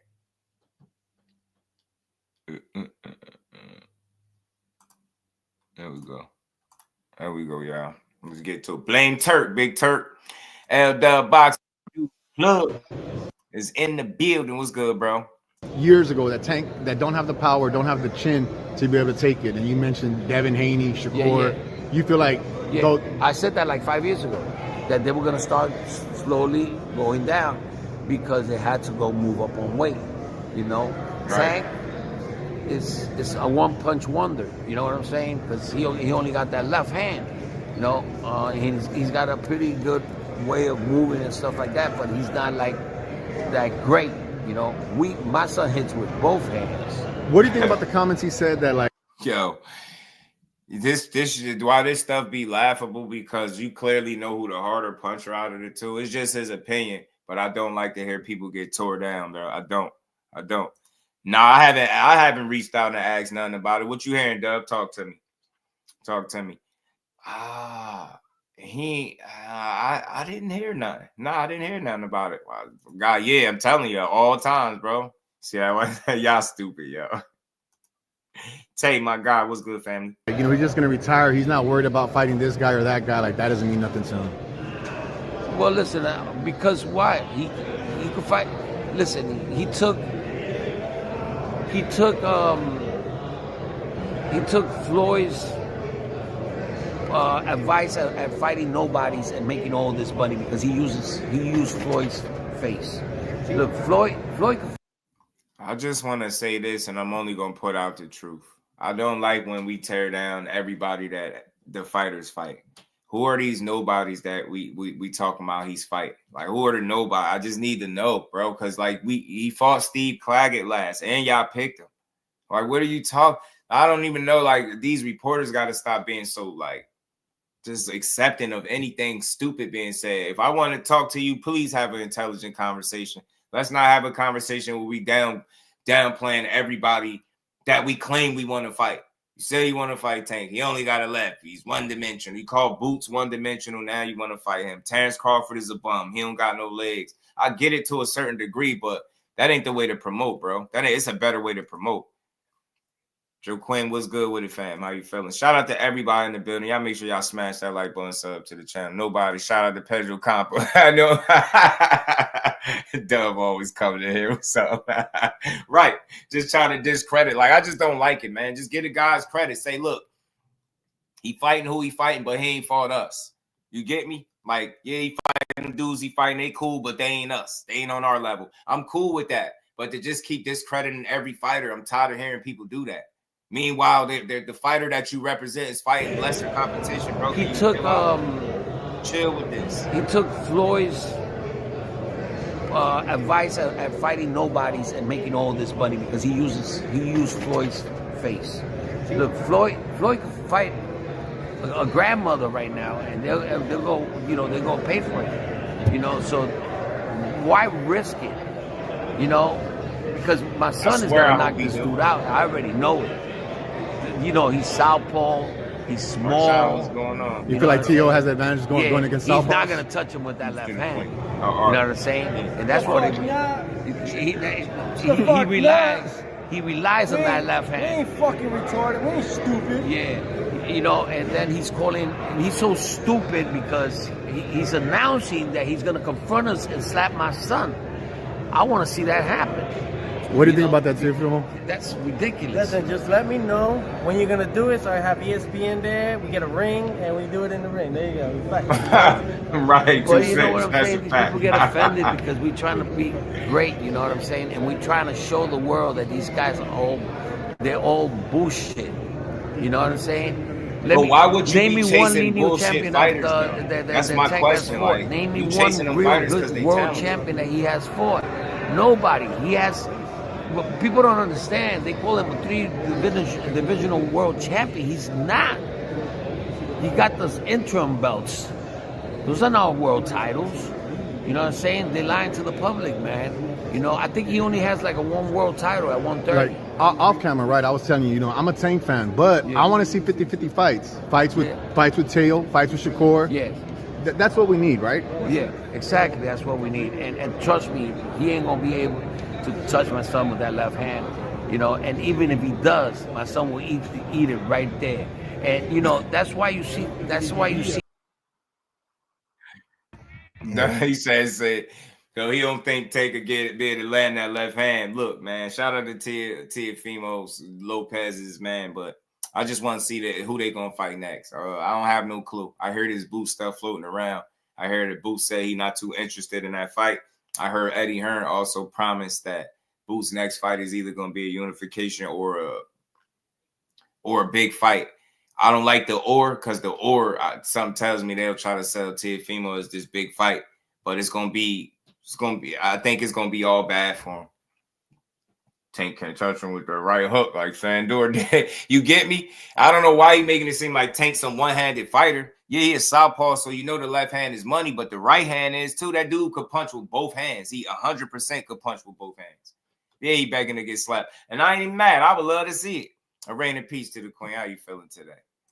You know what I'm saying? But, that's them, man. He shitted on Crawford. I just don't like that. I feel like Crawford's too accomplished, put in way too much work for somebody to utter the words out their mouth that he's a bum. You get what I'm saying? F that bum. This bum. You don't want to fight us. His legs are gone. So you telling me you chasing bums and fake fighters, basically, while fighting dudes like Claggett. Okay. All right. And then struggling with guys like Sandor Martin. Okay. All right, bet.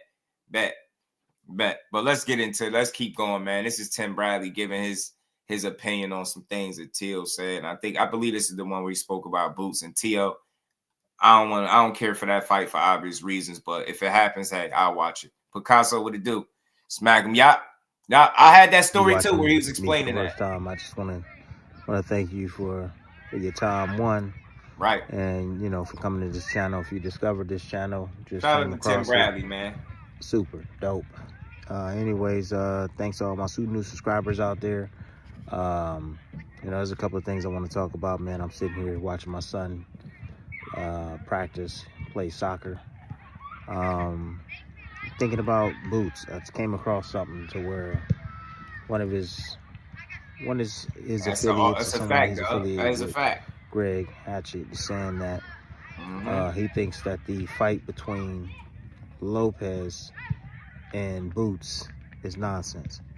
I completely disagree with that. 100%. 100%. And McQueen, what it Boots do, man? has been leaving a lot of opportunities. I don't know who's managing him. I hope it ain't Hatchet that's managing him, to be honest with you. But the decisions that he's been making throughout his career, signing with, managers, promoters, and so on and so forth. It's been terrible. And that's the reason why he's in the position he's in. It just doesn't make sense to me, man. He's leaving so much money on the table. Even when he was negotiating, or they were negotiating with Virgil Ortiz, they can come up with a weight class, from what I've read. He left a lot of money on the table there. Turkey was willing to give him $4 million there, one. Two, he had an opportunity to fight an elite fighter, in Virgil Ortiz. Opportunity to win another world championship as well at 154 pounds. And he could have chose, if he would have beat Virgil, he could have chose to be at 154 or go back down to 147, Nobody doing that ignorant shit, man. That man already looked like he on borrowed time. The minute he go up, he's staying up. He even said that. That's the problem. In this situation, we just don't support what moves the fighter is making now. Yeah, they done some questionable things in the past, but that man just trying to navigate through this sport and get the right fights at the right time, man. Same manager had up until Pacquiao fights. Shout out to you, bro. See, I wouldn't have known that. Shout out to L. That's why I call him the fax machine, bro. That's why I call him the fax machine. Where he's comfortable at. Well, he questioning who was managing. Lost, he could have went back. He said he hope it ain't Greg Hatchett. Similar to what Navarrete just did with Oscar Valdez.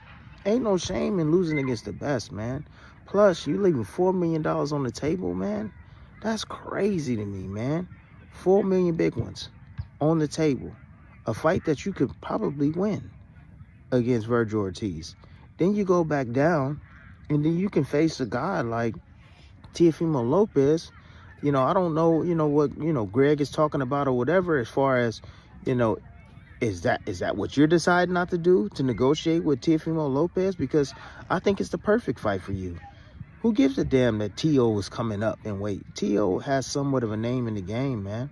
Teo was once on the pound-for-pound list.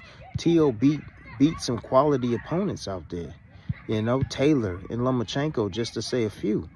Yeah, okay, he lost to Kambosos, so damn what? All right, that's over and done with. But he got some fantastic wins underneath his belt. He's an explosive fighter. You know, he's somewhat of an attraction. You know, as of late, he's been kind of sticking his foot in his mouth with a lot of the things that he's been saying. But still, he's a talented young fighter that was willing to move up to 147 pounds, where you're comfortable at, and fight you. Think about that. And it's going to be on pay-per-view. So I think it's a great fight. The reason why, if you guys really want to know why it's on pay-per-view, it's on pay-per-view because of each guy's purse. That's why. You know, the promoter's gonna have to pay that purse, and they want to make some of it up with the pay-per-view buys. They want to make some of it up with the pay-per-view buys. And but my thing is, on top of that, I don't think that's no big fight the way they trying to make it seem. If Teofimo was such a big fight, why do they be having these guys fighting in what they say? What is it, the Hulu theater? Like, I'm trying to understand this. I'm trying to make sense of it. So I don't know. I think it's a little smoke and mirrors with that dude. I don't think he got the kind of fan base that they talking about. I don't think that fight would be as huge as what he talking about. I could be wrong as hell. I don't know. I ain't good at guessing that shit, but I don't see it. I just don't see it. I think people will watch it for sure, but yeah, that's what I'm saying. They got dudes fighting in ballrooms. They like how big of a fight is he with somebody else, or is it just gonna be one of them things where it's the right dance partner? I don't know, but when you start factoring in, you know, this day in boxing, oh, he's bringing up the smaller guy, and there you go. So I don't know about that, man. Gate, depending on where the fight's gonna be. If the fight's gonna be in New York, is it gonna be in Philly, or wherever the fight's gonna be, you know, they want to definitely have a sellout arena. You know, with Teofimo Lopez and Boots Ennis, I think it'd be great. I think that both guys honestly need each other, man. Both these guys have had lackluster performances of late, right? It's the perfect time for both of them to step outside themselves and get a great victory, man, and look good doing it. It's the perfect time for both of them, man. I think they need each other, to be honest with you. You know, Brian Norman Jr. is coming off an injury. Of course, he's going to come back and face something, a less threat, you know, and continue on what he was planning on doing, and that's building his brand, you know, building the Brian Norman brand, because he just got his belt. He's 23 or 24 years old, and he doesn't want to lose that belt to Boots Ennis, you know, right out the gate, first title defense for 1.75. You know, he's betting on himself right now as far as building his brand, becoming a household name, and then facing Boots Ennis, you know. But anyways, my thing is this though, y'all. Didn't they say that Teofimo Lopez had an opportunity to face Brian Norman, and he didn't want to do it, right? Didn't they say that? They said he had an opportunity to face Brian Norman Jr., right? I would have believed that he was more interested in 47, how he made that move, made himself a champion or something, then competed for a title. Him jumping straight to 47 and Boots, that's risky, man. I don't know if they doing that. Quaver's not an easy fight either. Nope. So it's not even for sure that he's gonna have that title at the end of that. He's gonna have to work. He's gonna have to work, man. He's gonna absolutely have to work. He's gonna have his work cut out for him for sure, y'all. For sure. Let's get back to it, man.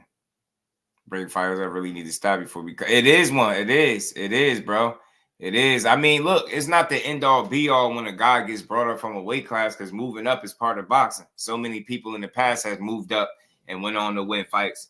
But just in this current climate, and when you a guy that's been steadfast on what you want, T.O. doesn't really provide you with what you said you wanted. And you know fans hang on to every word, and they're going to over-criticize Boots for fighting a smaller guy, like I was saying the other day. That's why I think it's a great fight. I personally think just it's because a great he ain't fight. Get I think that Boots should fight Lopez. You know, you're not going to get any less credit if you were to face first Virgil. It's going to be the same. You're going to get the same amount of credit, man. The hell you won't. No, you won't. No, you won't. He's not going to get the same amount of credit for beating Teofimo as he would for Virgil. Teofimo never fought at 47. Virgil's up at 54. That would be him leaving 47, going to a new weight class. That's not the same, in my opinion, Tim Bradley. I think he'd get more credit for Virgil because Virgil a bigger guy.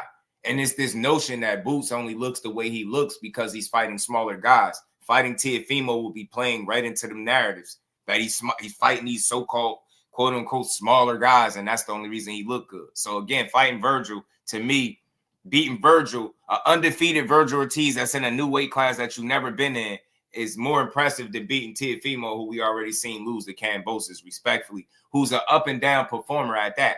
Virgil's pretty consistent. He had a tough fight in his last fight, but up until then, he was walking through shit and smoking everybody, knocking everybody out. So, nah, D for the win, my guy. What's good with it, bro? I don't think you know, Teofimo win he'll get the same amount of credit for that fight. I think he get more credit for Virgil. I mean, why can't he fight both? I think it's tricky, Tay. One, are you going to stay put and fight a guy in Teofimo that's not going to provide you with the unification that you said you wanted, right? And it's a smaller guy.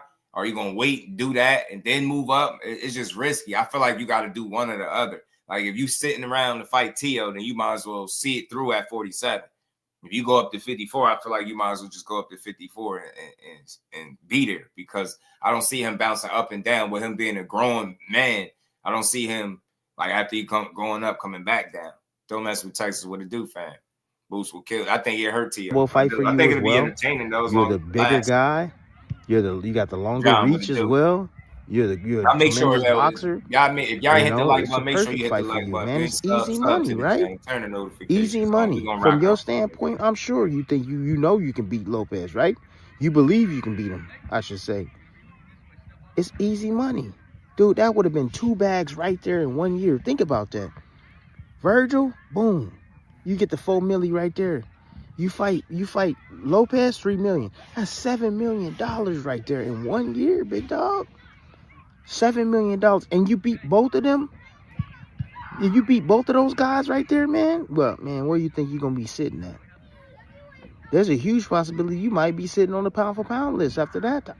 I mean, I hear what he's saying, but it's just a lot of risk involved in that, man. So who knows what Boost's going to end up doing. But like I said, when you put out stuff that you want to do and then you make moves that go against what you said you want to do, you just leave the door wide open for the criticism and people to be overly critical. You know what I'm saying? High on the pound-for-pound list. Yeah, I don't think so either, Ambrose, especially when you're already a big welterweight. Winning at 154 and come back down and beat a 140-pounder who was once considered, you know, one of the best 135-pounders in the world and one of the best 140-pounders of today, right? Makes sense to me. I don't know what it makes. Well, I don't know what kind of sense it makes to you guys, man, because I'm telling you, man, look, one thing's for sure. You can easily lose to a cherry pick. I've seen it done many times to a cherry pick, right? You're having a bad day. You get caught with a shot. You get knocked down. You get hurt, whatever. Anything is possible. Maybe you get injured during the fight. You know, anything is possible once you step foot in that ring, man. It ain't gonna always go your way. You know, sometimes things happen.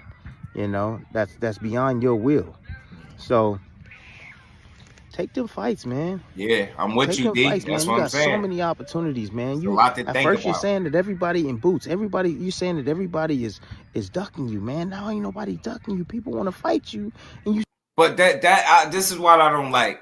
Let's not sit here and act like this dude wasn't having hell getting the right fights, man. So people didn't exactly want to fight him. Now that he had some fights where he looked human, now everybody getting loud and proud and bold with their I want to fight Boots, but that's still not gonna be no easy guy to beat. I don't care what people felt like they seen in the Karen fight.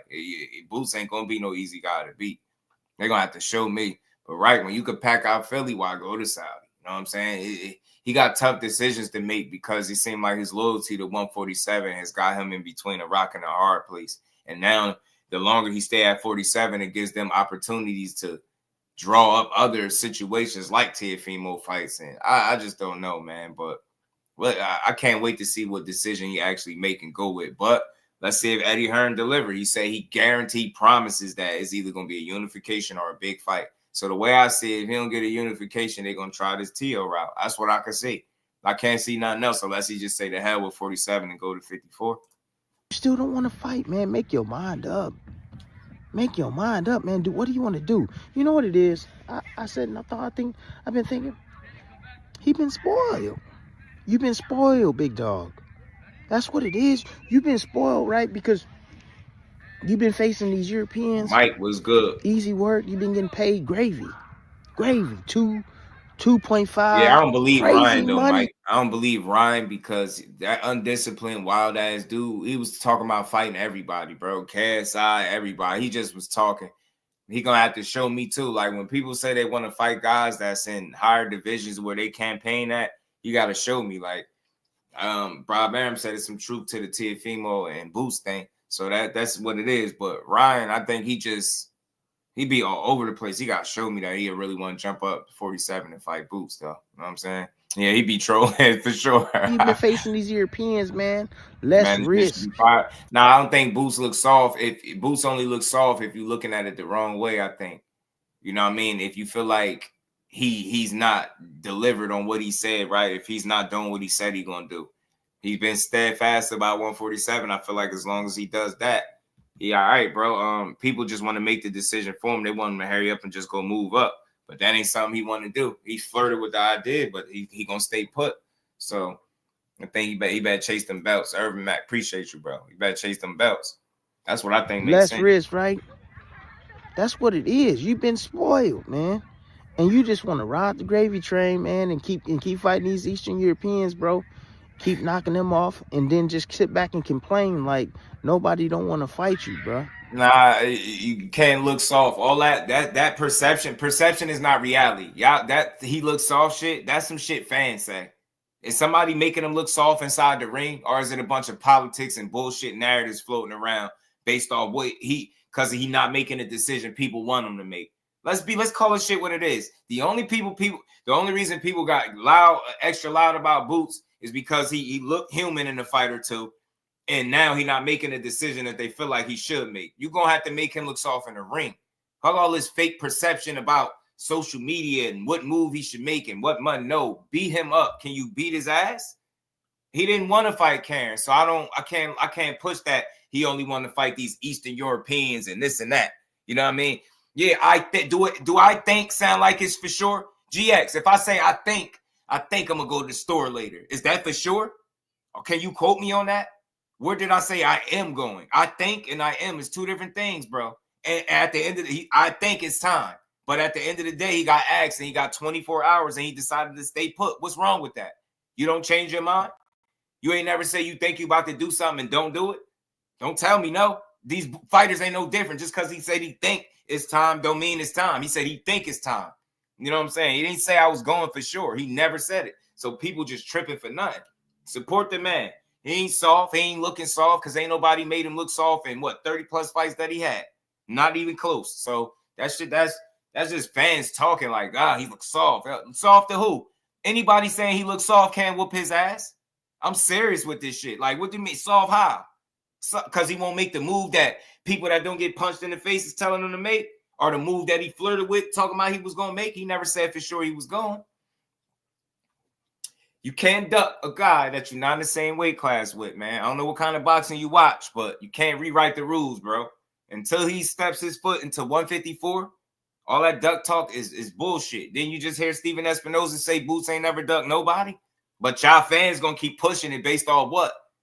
If the guy that's worked with him is telling you that ain't how he move, y'all going to create that? So you telling me he ducking the same guy that ducked him 4 years ago, 4 years ago? Shit don't even make no sense. Stop pushing them weak-ass narratives. He ain't ducked shit. You can't duck somebody from a separate weight class. I don't care how you feel about it. You can't do it. This is not even possible. That shit is stupid. A 47-pounder cannot fight a 54-pounder. There's no fucking duck until you get there. You stop it. Get that weak-ass shit out of here. I hate these narratives. You be going on and on, keep typing the same weak-ass shit. You can't duck a guy from a separate weight class. Get that surface level conversation out my chat, bro. Time you out, man. You might need to be timed out. And I don't even do that. Stop talking dumb shit, man. Stop talking dumb shit. Can duck a person from a separate weight class. He can decide what move he want to make. Who are you at home, the goofy that don't get punched in the face, is telling that man what to do with his career? He ducked because you said so? Goofy ass dude, man. That's goofy shit, man. It's goofy. That's dumb talk. That's why we don't see these fights. Y'all fans are easy to confuse. You cannot duck a guy from a separate weight class because you feel like it. Yeah, he ducked the ass whooping. Yeah, the same guy that never mentioned Boots Ennis since he been at 54. The same guy. He ain't never mentioned fighting him, but y'all so gung-ho that he was going to fight him. Miss me with that. His team put out a statement saying they needed 4 years for Boots. How dare we? I ain't never going to forget that. You're not going to tell me Boots ducking a fight with Virgil because he ain't moved to 54. That's ignorant. That's ignorant shit. That's what's wrong with boxing, bro. That's really what's wrong with boxing. That's what's wrong with boxing right there. We think we could tell these grown-ass men what to do with their careers. Either support it or don't. But don't keep crying about a move that he didn't make yet. It's ignorant. That's why boxing suck. The fans suck. Y'all don't know what ducking is. You can't duck a person from a separate weight class, bro. Canelo ducking Bud. Yeah, that's ignorant too. Them dudes 2 weight classes away. Canelo can't duck Bud. He don't have to fight him. Hey man, whatever your name is, Z, you want to get blocked? You want to get welcome to the block party? You want to get welcome to the block party? Do you? Just nobody block him. I'm just asking him a question. Do you want to get welcome to the block party? I got time for y'all trolls. I'm just told you I'm gonna start treating y'all. If you come over here, come to have a conversation. If you try to force your weak ass logic and your weak ass surface level opinion on me, I'm gonna go off from now on. Stop pushing that duck shit. It's whack. Go to another chat and type duck for 2 hours. That shit is lame. Go educate yourself on the sport, then maybe you'll learn something. Boots got an opportunity to choose what he want to do. That's what's wrong with fans. Y'all don't support the fighters when they're not doing what you want them to do. Newsflash, he got to take them punches, bro. He got to take them punches. Not you. You don't get to determine when a person move up or down. Look how stupid we sound. Just he can go up. He can go up, fight him, beat him, and then come back down and fight. No. In fight, he's not doing that. Nobody's going up and coming back down. Hey, Y12, or whatever your name is. I'm gonna ask you again, Goofy. Do you want to get blocked? Do you want to get blocked? Hey, man, shut up. Support the man. That's what's wrong with you weak ass fans. I bet you the dude complaining about where Boots duck don't even pay for no fights. I'm tired of y'all asses. Y'all don't support the sport. Y'all just complain about it. Y'all just complain. Let me tighten you up, man. Let me tighten this Goofy up real quick, man. I done had it, man. I'm done with trolls, bro. Y'all can troll somebody else. Peace out, man. Good luck, man. Good luck. Good luck to you. Good riddance, bro. You don't know what bias is, you goofy dude. Good riddance, man. See you later, man. Y'all smash that like button. We gonna cook for a little while longer, and we gonna get out the way. Yeah, I'm treating all y'all. I be around you till I'm too nice to y'all. Y'all come in here, you try to force your opinions when you can't force your opinion. Why you so emotional? Why you blocked? Now go type that weird shit somewhere else. Y'all don't know what bias is. You ain't heard me speak nothing bias. I'm supporting the fighter. That's what's wrong with you weird ass boxing fans. If more boxing fans just supported the fighter, then we wouldn't be going through this weird ass shit. You lame ass boxing fans don't know how to push shit but narratives and duck talk. You don't know shit about the sport. You don't spend no money. You don't spend no time really talking about it. You just spend your time complaining. Shut your ass up, man. Can't duck somebody from another weight class. I don't care what asshole across YouTube is saying it. You cannot duck a person that you don't compete in the same weight class with. That shit ain't possible. Don't make no sense, man. That shit don't make sense. It's crazy how fast the public turned on Boots. Let me find out y'all ain't really rock with him. Stop pushing duck talk over here. Y'all want to do that? Go to another channel, man. I don't do that weird ass shit. Surface level. Every fighter we talk about has ducked somebody according to you uneducated ass fans that don't really support. Y'all just tear this shit down. From fighter to fighter. Yeah, he ducked. You know how many times I heard somebody duck? I heard Fundora was ducking Crawford. Crawford was ducking Fundora. None of this shit happened. We do this shit every time a fight don't come to fruition. Somebody had to duck. Don't know shit about the sport. You hear the guy that worked amongst the business is telling you if you don't know about Boots and if you don't know Boots ain't the type of fighter to duck, then you don't know nothing about him. I'm gonna believe the dude that worked with him as opposed to a guy that don't get punched in the face that just typing shit in the chat. Shut up, man. Stop doing this shit to every fighter. They drag Crawford name through the mud at 147 because him and Spence didn't fight. He ducked. You get what I'm saying? It's the same corny bullshit. I don't like it. It's bad for the sport. Brian, shut your whole ass up, man. Man, is Tank and Coach in the same weight class? Tank and Roach? Nah, but Roach fought above 130 before. Roach fought above 130. I don't know why people keep making it that a point, and Roach is a naturally bigger man than Tank Davis is. Period. Brian, get your whole ass out of here, man. I'm telling you, I'm treating all y'all. You got me on the right day at the right time. Y'all don't support shit. Y'all come through these chats running y'all mouths with no support. I'm gonna cook you for these last few minutes. We up here. Better keep your mouth closed talking to me. Nah, you weak ass uneducated fans is what's wrong with the sport.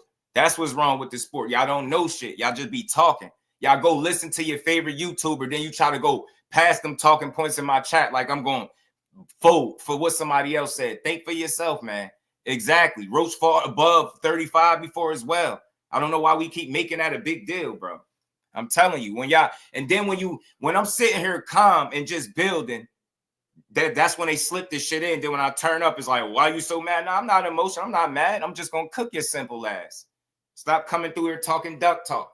Anybody saying Boots soft, you can't beat them. Anybody calling Jerron Ennis soft today, you can't beat them. You or your soft ass daddy. Y'all crazy, man. We don't got no respect. We just talk crazy. Imagine going to Philly talking about Boots soft. I bet you won't walk in the gym looking soft. That shit is weird, man. It really punish you and everybody in your family. You talking about how soft Boots looking because he won't do what you said do. Yeah, Boots. Yeah, man. Now, I guarantee you ain't never been to a Boots fight, but you talking about what he should do with his career and ain't never supported it. Shut up, man. J Bean, what's good with it? Yeah, he got more fights above 130 than Tank do. Yeah, he do. He do. I told people that ain't a naturally bigger man. I don't even know why that's a conversation. Why? Because people aren't educated. They think that pounds means something. No, he's a naturally bigger man. Lamont Roach is telling you he's going to be healthier and stronger at the weight. But a dumb, uneducated ass fan talk about how Tank bringing a smaller man up. He clearly told you he's going to be stronger at the weight. I'm going to listen to the fighter, not some silly ass fan that's just talking. Nah, that ain't the real B. Norman. Because he'd never come through typing like that. That ain't the real B. Norman. I don't think it is. And I don't give a damn who it was. You gonna come through here and catch the tail end of me cooking a ignorant fan? You gonna get this work too. Nobody talking to me. When y'all come over here, man, ring the doorbell, as my guy Blue be saying before you come in here. Did you even hit the like button? Running your damn mouth. Hit the damn like button. Support the grind. Stop running your mouth so much. Making too much sense for narrative. Because yes, it's a fact. The only people that can't take it, you focusing on the energy that is being projected out of with my voice, but you're not listening to what's being said. Get them weird narratives. The narratives are bad for the sport. Stop pushing narratives, bro. That's why we get lied to all the time. They believe anything, bro. Yeah, right. Shout out to Kirk Douglas. You gonna get cooked over here. That I see how everybody else treats you trolls, and I'm treating y'all the same way. I've been nice for 3 years. I've been up here. Y'all still don't get it. Y'all don't even understand when you listening to a person that really want to build the sport up. So you come through here with your weak ass talking points that you probably listen to with your favorite content creator, thinking that shit matter over here. It don't. Newsflash. Just do think for itself. Don't nobody determine how I think. I don't care where you got that shit from. You can't duck a fighter that's not in your weight class. I don't give a damn what nobody say. Nobody. I don't care how long you've been watching boxing. I don't care about none of that. Cannot duck a guy that's not in your weight class. Think about it. And nowadays, in today's boxing, fighters don't even have an option no more. We forget that dude's got an option. Did you forget that Boots got an option? He invested his entire career at 147 pounds. And because Virgil Ortiz ain't sick no more and he acclimated at the weight class above him, now they talking about fighting. But when he was at 147 pounds, he needed 4 years. Fuck that Virgil Ortiz fight. And I mean it. Fuck it. You think I'm emotional? Who cares? I'm passionate. Fuck that fight. When they was both sitting there at 47, his team put out a statement saying they needed 48 months? But now, because he acclimated to 154 pounds, Boots got to go up there and fight him. Now he talking about fighting Boots. Where was this talk when it was both at the weight class? Miss me with that shit. No, I don't want to see it. I don't want to see it till Boots is ready to give it to us. The hell we doing, man? Shitting on these fighters, man. We not doing that over here. We don't do that. I'm not shitting on Boots for nobody, to make nobody feel good. You think he's soft, go to Philly and tell him that. Go. I bet you won't last around with him. Talking about, yo, Boots is soft. Nah, bro, just stop. Boots is looking soft. Boots looking soft how? Says a soft-ass fan that don't know what it's like to fight in real life. Get your ass out of here with that. Start building the sport up. Stop shitting on all the fighters, bro. I'm tired of that. Every fighter you name, I can tell you somebody's shitting on them. Every single one of them. You name them all the way from heavyweight all the way down, bro. These weak, weird ass fans. Support the sport or shut up. Pooh the Kid was good, Brody. Who said out his own mouth, you need to go. No, he said he thinking about going there. He felt like he'd be stronger, all that shit. But did he say he was going there 100%? Did he say that? Why we keep repeating what he said when we all know? He also said he's staying put. They asked him to make a decision. Yo, you can either go up to 54, fight Virgil, or you can stay here. He said, I'm staying here. I want to defend my belt. I want unifications. End the story. Why we keep talking about what he said? He also said that. He ain't never say, yo, I'm going 100%. I'm going to be at 54 in my next fight. He never said this shit. Yeah, that's you just heard me say that. Because the dude ain't sick no more. Now they want to fight. Now you want to fight. What happened to that 48 months? You don't get to do that. You don't get to say, yo, I need 48 months to make this fight. Then you get sick. Then you find yourself in another weight class. You acclimate up there, and now you get to think you get to call and demand when the fight take place. Get that weak ass shit out of here. Because when you was at 147 pounds, you wasn't thinking about fighting Gerard Ennis. Miss me with that shit. No, he ain't duck him. He ain't duck shit. Virgil Ortiz better get out of here with that shit. Who is he even to duck? Who he beat that Boots got to duck him? Name a fighter that Virgil Ortiz beat that Boots won't. Y'all better get that shit out of here. Get that out of here, man. Support the man. I'm tired of all this slander of the fighters. You got drunk ass Teofimo Lopez Sr. getting up here calling Crawford all types of bums. Then I guarantee you some goofies gonna hear that and they're gonna be repeating this shit all over social media. Hell out of here. I stand for the fighter. Boots ain't nothing about Boots, no bum. Ain't nothing about him soft. You think he's soft, go fight him. I really mean that. Y'all be talking crazy, bro. Yeah, the money, the money is cool. But again, it's about where you invested at. His time and energy is invested at 47. Who are we to tell him, look, it's time for you to go up? He said it, but he didn't do it. So I ain't tripping. I just don't like the shitting on a fighter. We do it. Name a fighter, I'll tell you something they said about him and shit on him. Every single fighter, bro. It's every fighter. I do this shit for boxing. Stop shitting on the fighters, bro. Yeah. You know what I'm saying? Keep repeating the same old shit. Gianni, what's good with it? Got to, bro. Got to, man. I'm cooking ignorance from now on. We ain't just typing bullshit in the chat. Just type anything. Yeah, let me just say this over here. Yeah, and then when you get the right energy, you wonder why. Stop saying dumb shit. Virgil been getting put down his last few fights. He getting stopped by Majamal. JB, he might be in trouble against Majamal. Who knows? Who knows? But he just got dropped twice in his last fight. And y'all keep talking about somebody. Who is he to duck? Boots ain't get dropped in his last fight twice. Y'all asses out of here. Keep talking about he ducking somebody. Like Virgil ain't looking unbeatable. He don't look unbeatable. Y'all talking about why you got to duck somebody? Man, I ain't trying to hear that. The whole team put out a whole statement. They need 4 years to play, even think about getting in the ring with Boots. Now he ain't sick no more. He acclimated. He done had a few fights. Now they brave again. Now they done found their tongue all of a sudden. Man, get out of here, man. Nah, man, Virgil, you keep fighting at those little catchweights and shit that you've been fighting at, and you sit there and you wait till Boots get there. Then you fight him. That's when you fight Boots. You don't get to determine when Boots go up to 54. You didn't even determine when you went to 54. How you think you get the call when Boots do it? Your health led you to 54, and they said you was shrinking down to 47 for years. So miss me with all this. He wasn't pegged as a boogeyman. Name me a time in boxing where Virgil was looked at as the boogeyman. Never. That's when. Never. Boy Chuck touched his ass up, man. Don't tell me Boots ducking somebody that looks more hittable than Boots look. We talking crazy about how Boots was getting hit. He ain't get dropped and look crazy. He kicked ass. Virgil was getting punched and dropped, looking crazy. Who had a worse fight? Who looked more vulnerable in their fight? Come on, man. We knew Boots was going to win that fight. He wasn't at risk or in trouble of losing the fight. Some people think Virgil lost. At that, no disrespect to Virgil, but he ain't nobody to be ducking, bro. He ain't did shit for no Boots to be looking and saying, yeah, I don't want to fight him. Get out of here, man. Y'all forgot 47 happened? Matthew Bishop, shout out to my guy. Salute La Costa Nostra, the first family of the YTBC. Respect from B More, man. Shout out to B More, man. Appreciate this support, family. Much love. And we ain't never got a box again. Well. I already been getting these back, but now it's time for you to get your just due. Hey, man, he was getting put down all crazy.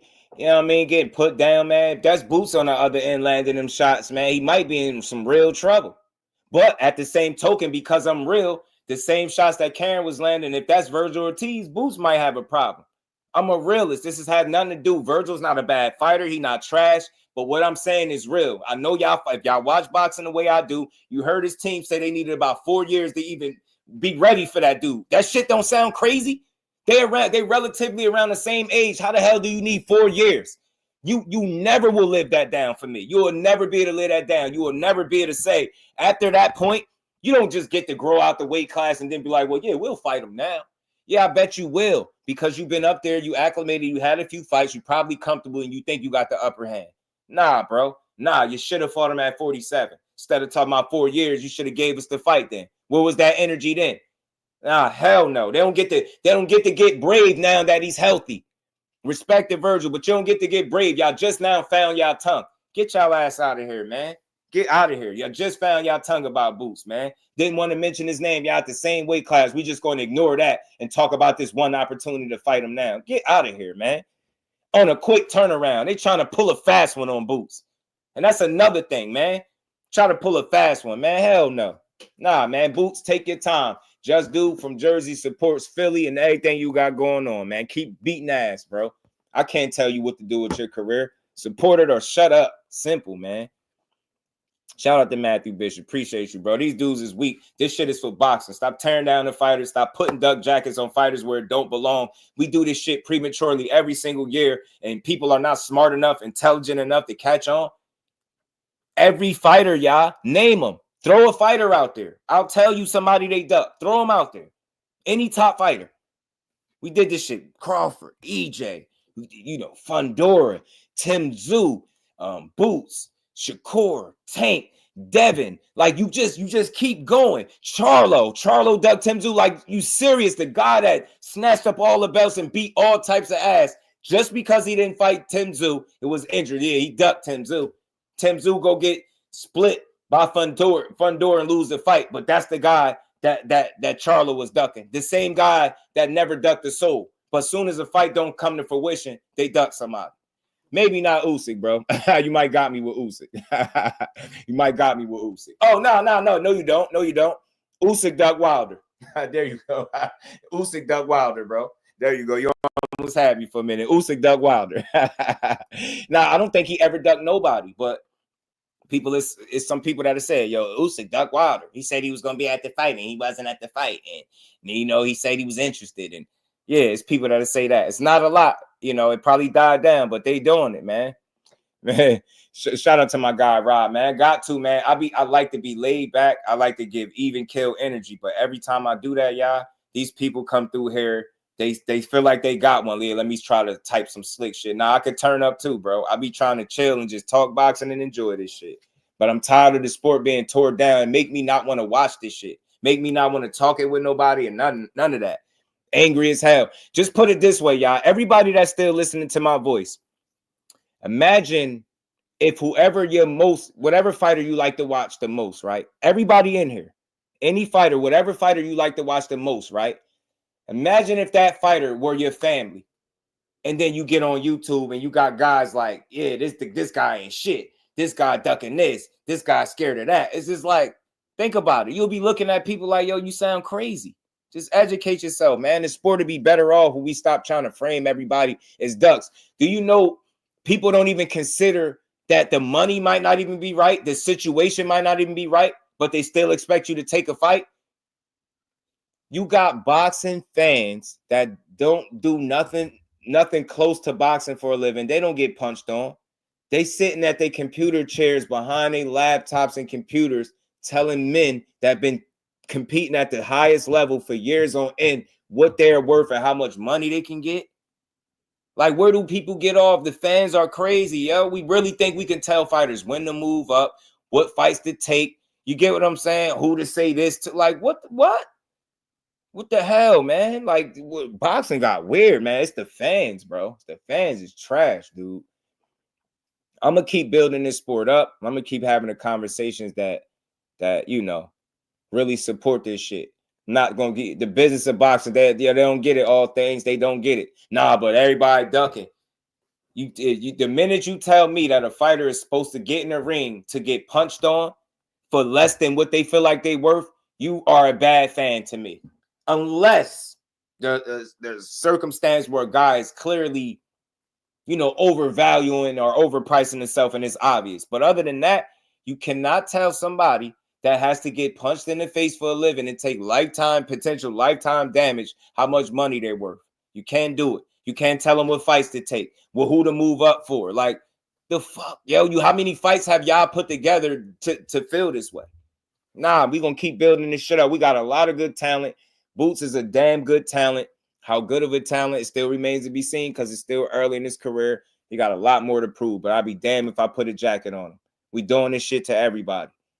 If they ain't a ducker, they clout chasing. If they ain't clout chasing, they scared to fight. And these dudes do this shit for a living, man. AB, you might have me there. You might have me with AB. I don't think AB ducked the soul, bro. And that's my guy. That's my guy. You might got me there, no evidence. I don't AB, nobody. Gianni, what's good, family? How you feeling, bro? I don't think AB. Let me think. 30, 35. Nah. They can't say it. They can't really say he ducked nobody. Tank duck right before he punched Ryan in his baby back ribs. Duck right under that shot and put him out, right? The majority of sheep don't know. Yeah, man. And this is the thing, pugilism. I'm one of the few people that'll tell you I don't know it all, but we gonna learn it all together. You got to be a student of this shit. We got too many people trying to teach boxing before even going through the phase of being a student first. At least be a student of the sport before you think you could teach some shit. You get what I'm saying? That's what people be thinking they could do.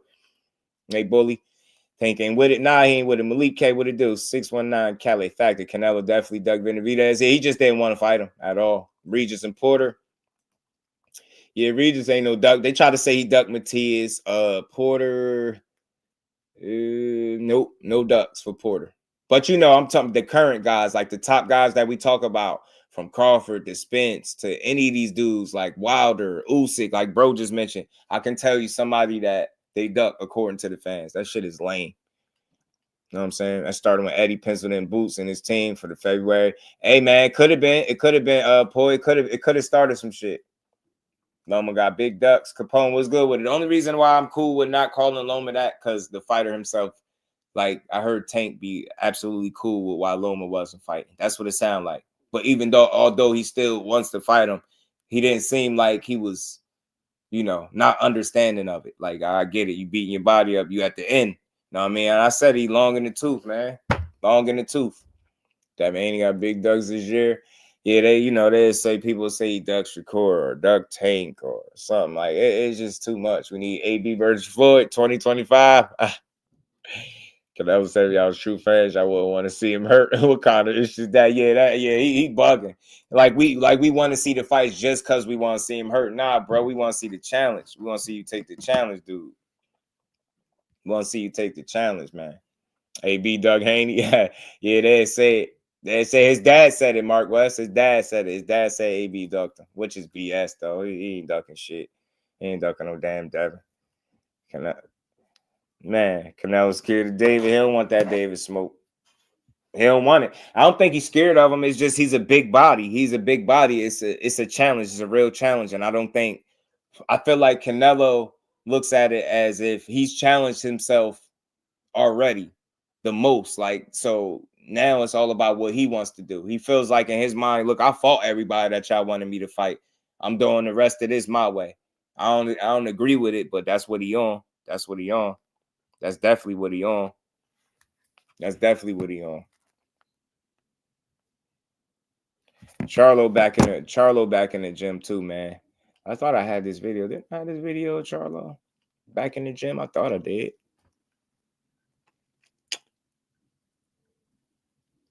I thought I had that video of Charlo back in the gym, bro.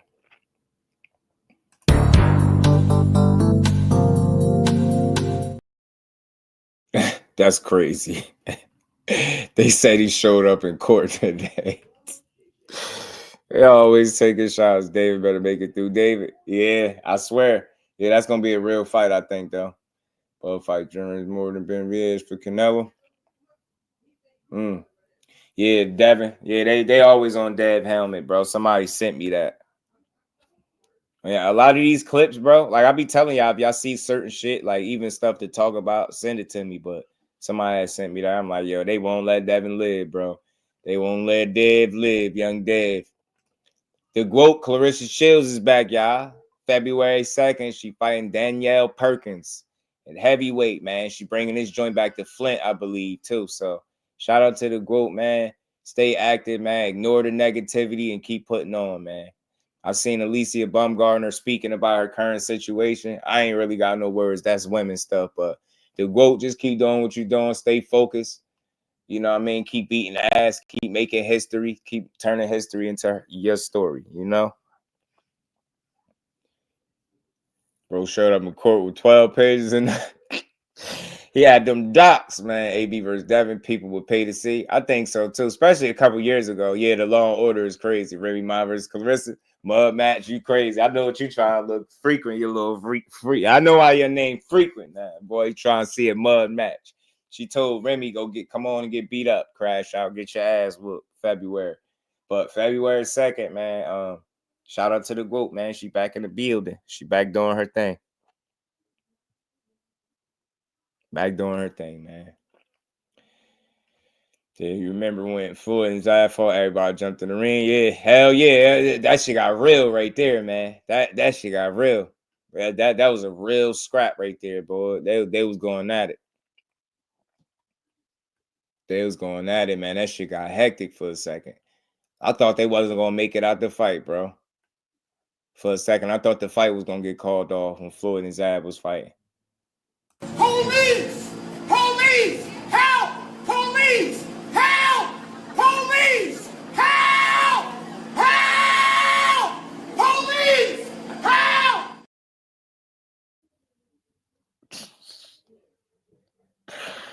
I gotta look at my DM, yo. Who just sent that to me, yo? Y'all terrible, man. Whoever just sent that to me, yeah, they got a nice place. If you taking the escalator or the stairs to hell, just let me know, bro. But they got a place for you. Whoever just DM me. Police! Police! Help! Police! Help! Police! Help! Help! Police! Help!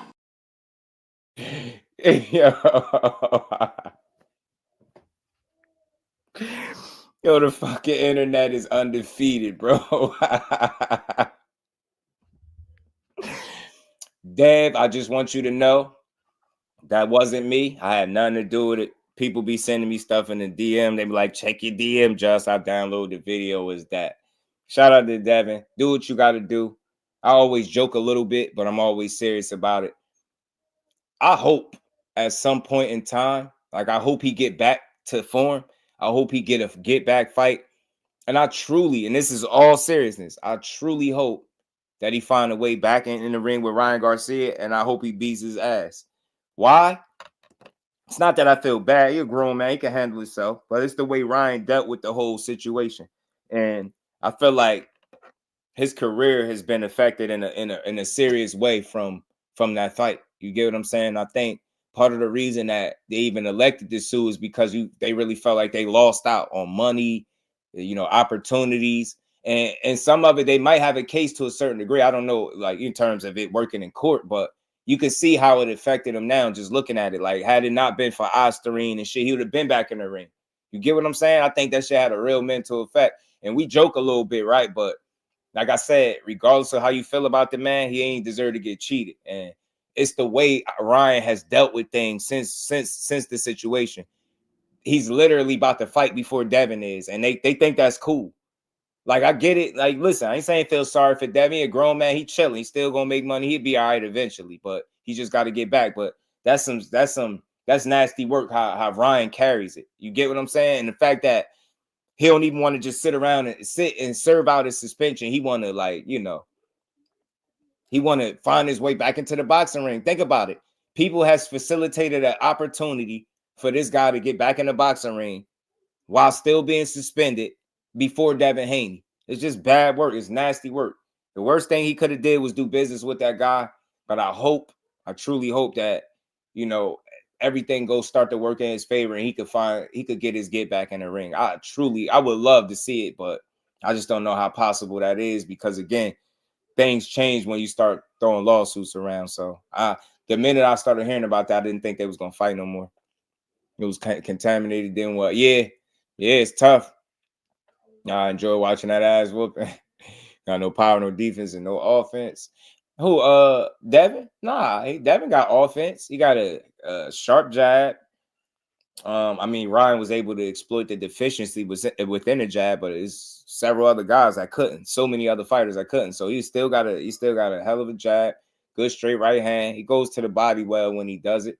He got offense. The reason why I don't say he don't have power because I don't box, right? I don't know what his punches feel like. So I feel like fighters could say that, but I feel like they got to be careful with it too. Because look, Regis said he was pillow fisted, and he ain't say that shit when them 12 rounds was up. So I think the dude is not a puncher. Of course, he's a pure boxer, but he can get your respect because he gonna sting you with his shots. You don't want to keep getting hit with a jab that's stinging you over and over, punching you in your nose over and over, straight right hands. Like, look at the first fight to the second fight with George Kambosos. And I know it's George Kambosos, y'all, but look at the fights. Look how he beat George up the second time, had him leaking and everything. He was putting something on him. Look at Regis' face. He touched Regis up. He stung. Now they say, he got them bee stings. Well, he death of 1,000 stings because he stung Regis' face all up. You get me? So I just be wanting people to think about that. Like, I get it. No, he's not a puncher. Neither is my guy. My guy's not a puncher either, but he got offense, bro. Is it the best offense in boxing? I ain't gonna say all of that. Neither one of them, my guy included, but them dudes can fight, yo. They know the game. They understand the game. He got a good skill set. Very good. A sharp skill set. You know what I'm saying? So he can box. He's a damn good boxer. Beyond reasonable doubt, yeah, respect is gone in boxing. Yeah, I know, Irvin. I'm trying to bring it back with good boxing conversation. I ain't gonna be perfect, y'all, but I'm telling you, I pride myself on not shitting on nobody, bro. That's some casual fan ass shit to do. Just come in the chat and talk crazy. This one is soft. You know, you soft, bro. You soft. And then you'll dude. I guarantee you, the same dudes that call Boots soft, they'll see his ass in Philly or see him out of the fight and want a picture. I can guarantee you. I know how that shit works. The sentiments on YouTube and social media do not be the reality. You see how people talking crazy? Go to a Boots fight. You see how them people show up for their guy. You know what I'm saying? They love them, just some Gervonta in this, man. If y'all didn't hit the like button, make sure y'all smash the like button, man. We're gonna rock for another, we're gonna get to the 3-hour mark. We got about give or take another 8 minutes. I'm gonna build with y'all, man. We're gonna get to the 3-hour mark. But man, yeah, no trashing of the fighters, man. Too Rich, what it do, fam? How you feeling? Shout out to Melon and Clean, man. Regis got in the ring and left his feet at home. Nah, he took them with him. He took them with him frequent. His feet was with him. It just didn't matter. You get me? Them feet didn't matter. Feet did not matter. Devin knew. Devin said it. He's like, yo, your feet too slow. Your feet trash. Like, you're not good enough. He knew it. He knew Regis wasn't good enough. Feet wasn't right. A younger Regis would have gave a more spirited effort, but I think he still had a real good chance of losing because that fight was a style thing. You know what I mean? Stylistically, you stupid. Stylistically, it was a problem. Like, Devin got all the attributes that give Regis issues: long arms, a sharp, razor sharp jab, good straight right hand, establishes his distance and range very well, can keep you on the outside, and can move and can hit you and get out of the way before you able to hit them. Shout out to my guy Remo from Let's Talk Fashion. Man, D for the win. Appreciate you, bro. He said, hey, do me a favor. Please play that video in the train station. I'm about to post that on Twitter. They're going to be mad at me. I'm going to say the internet did it, bro. Police! Police! Help! Police! Help! Police! Help! Help! Police! Help!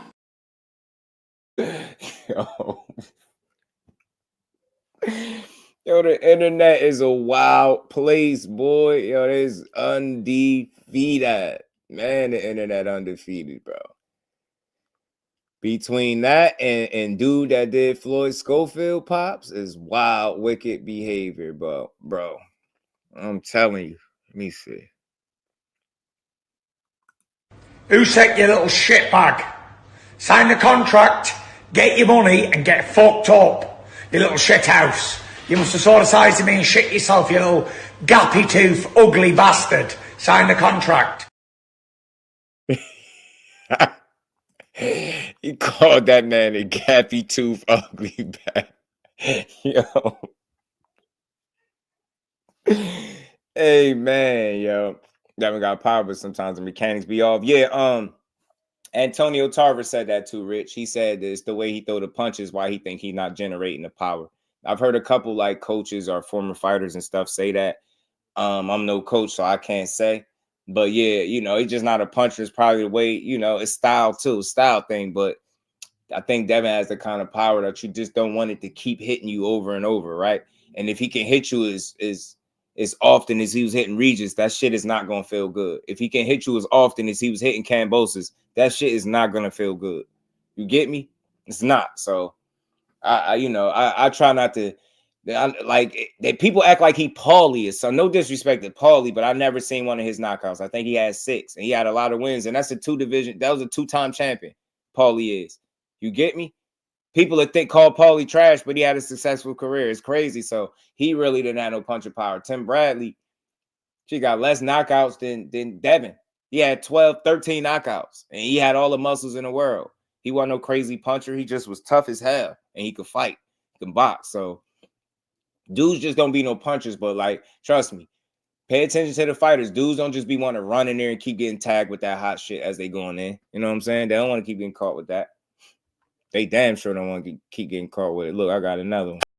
That's a classic scene, bro. That's a classic scene right there, bro. Looks good. Oh, man. Melanin, I got you. You know I still got it. We just wrapping up, y'all.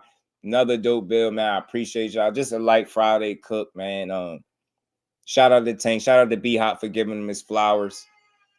Even Tim Bradley gave him his flowers. I thought that was refreshing. Keyshawn, keep doing your thing. T.O., stop being bogus. You know what I mean? And keep standing on business. Well, stand on business. Be honest. Since we being honest, let's be honest. Cause Shakur ain't no Tank. Who did Shakur fight? Cause my boy, Floyd Schofield is the best, hands down. And I kept telling y'all that.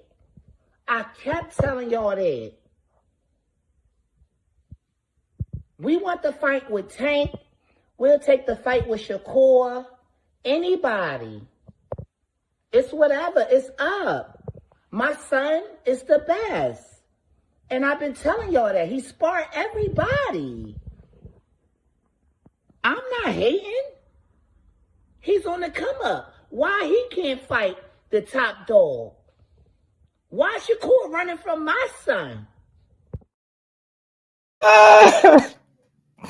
Yeah, I'm probably never deleting that. Like, I'm probably never going to delete. Yeah, I'm definitely going to have to play that February 22nd, bro. We're going to have some fun. Look, shout out to both Floyd Schofield, junior and senior kid also, and his dad. That's Southside, Southside, the real Southside Jew or something like that. His name is, bro. He be doing skits and shit on Instagram. He pretty funny dude. Big Keith, what it do, fan? Shout out to everybody in the building that rocked out with your boy, man. Yeah, his name, the real Southside Jews, is Zesty's code. Jews was he said that's not real. Fresh Baker, what it do, family? How you feeling? What's good with it, bro? Salute to you, fam. Yeah, man, we need 10 more likes, yo. If you in here and you didn't hit the like button, hit the like button so we can get to the 100 likes. Come on, let's run them. I know it's 10 of y'all that probably forgot. It's all good. The impression is funny. Yeah, man. Yeah, I'm telling you, B-Dog, I just be trying to bring a little bit of laughs with a dope boxing conversation without nobody getting snapped on, cursed out. But some of these people be asking for it, typing all weird in your channel. Why are you so emotional? Shut up. Shut up. Boy, put hands on you. Ain't he from Philly? I think so, bro. I think he is. Yeah, my son, you want to bring him in here because he keep whining? My bad, y'all. Y'all hear baby dude. He probably want to come in the room. Hey, man, I want to say this. Anytime I ask y'all something and y'all actually do it is much appreciated. I said something about the likes. I just seen the likes jump up like 6 more. Appreciate y'all. We missing 3 though. We missing 3, man. We almost there. We missing 3. Missing 3. Let's get it, man. Appreciate the whole, chat. Everybody in the building. Shout out to y'all, man. It's another dope build. Boxing continues. It's some fights. It's a DAZN card on tonight, I believe. Yo, Marquise Taylor fight tonight, I believe, y'all. Tap in. Remember, I interviewed him, the O Snatcher. He fighting tonight, bro. That dude really be on a different type of time. I'm telling you. We real boxing fans in here. We like real fighters. Support Marquise Taylor. Yo, he a real one. I'm telling you. That dude really took a lot of O's. He underrated. People be turning him down. World champion fighters be turning down. Sparring with the dude. I know a little bit of a lot, if that makes sense to y'all, right? That dude a dog, bro. That dude a dog. Regis a dog. He signed the dotted line, but police, you stupid. Right? Pugilism. Yeah. People will look at his KOs, pugilism, and they write him off. Marquise Taylor is a determined, hard-working ass fighter, and he ain't turning down shit. Like, yeah. So shout out to everybody that hit that like button. I appreciate y'all. That's how we got to do it. We got to build. Let's keep hitting these goals. Let's keep building. Y'all know y'all on any good day, y'all getting 3 to 4 hours out of me. And we build. Yesterday, we did over 6 hours of streaming, y'all. We did back-to-back streams. We was on from 9:30 in the morning to like 12, a little after. Then we came right back at 4 and did another almost 4 hours yesterday. So we did over 6, man. I shout out to everybody that's supporting the grind. I appreciate all y'all. Big Supreme, my God, what it do? Shout out to everybody. Hit that like button, man. But if y'all chilling tonight, y'all in front of y'all TVs, make sure y'all tap in the zone. Go catch Marquise Taylor as he probably beat somebody's ass. This is Baby Dude. Wait, he want to come in? You a brat, yo. All right. You miss me? You miss me? You miss me? You miss me? You want to say hi? Say hi. Say hi. What you want? What you want? What you want? What you want? You a brat, yo. You gonna cry in front of all these people like that? That's crazy, bro. What you want? What do you want? You don't even want nothing. What you want? What do you want? Everything about John was good with it, fam. How you feeling? Man, salute to you, bro. Yeah, man, we putting the work in, man. What's wrong? You tired? Why you crying? They don't want to hear you cry, bro. They don't want to hear that. You want some snacks? You want to eat? You want to eat? You want to eat? What you want? What do you want? No, you don't even want nothing.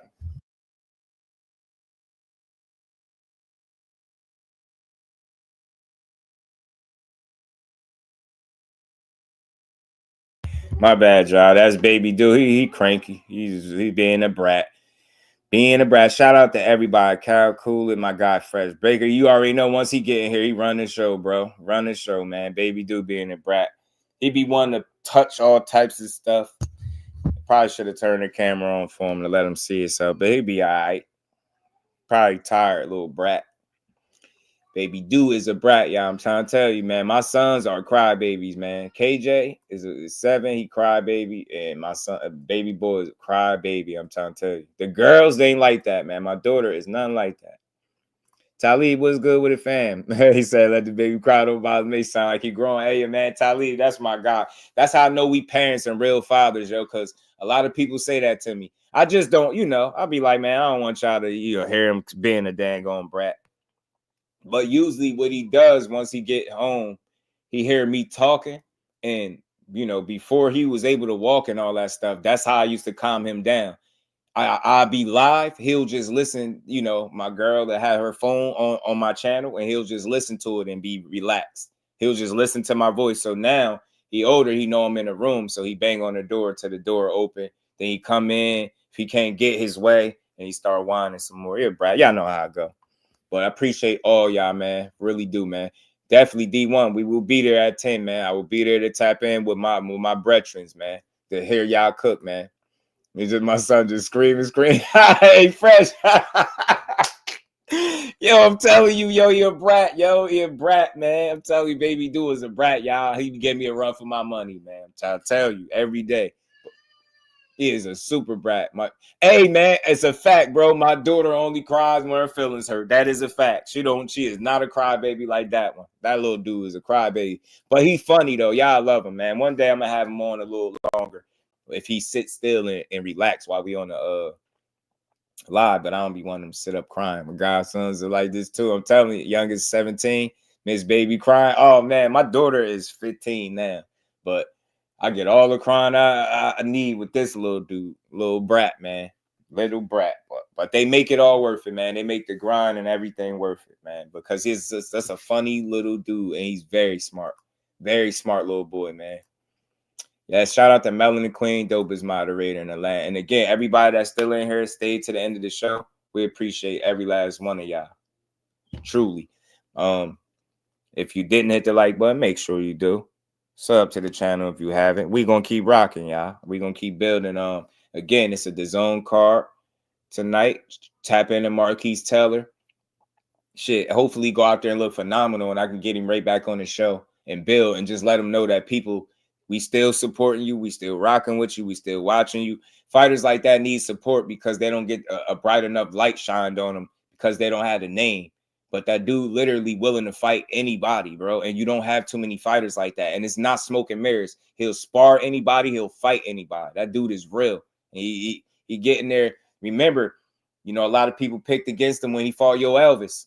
You know what I'm saying? Beat Yo Elvis up. People ain't even seen Yo Elvis since. I'm telling you, that dude be snatching O's. He's a legit O snatcher. I'm rocking with him. I hope he kicks some ass tonight, man. Ace, my guy, man. All love, man. Yeah, hey, man, I promise you, Fresh, they make it all worth it. Make it all worth it. Not letting baby dude get his bars. Here she go, y'all. Here she go. He said, where who from, Arena? Where's who from, Queen?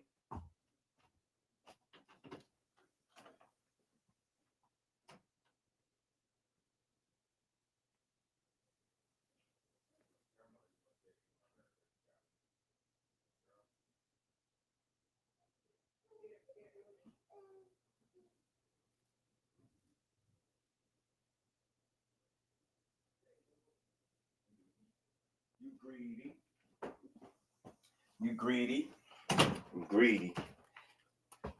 Hey, this little dude, bro, all he do is eat. What's that, Arena? Who you? Oh, Marquise Taylor. Houston.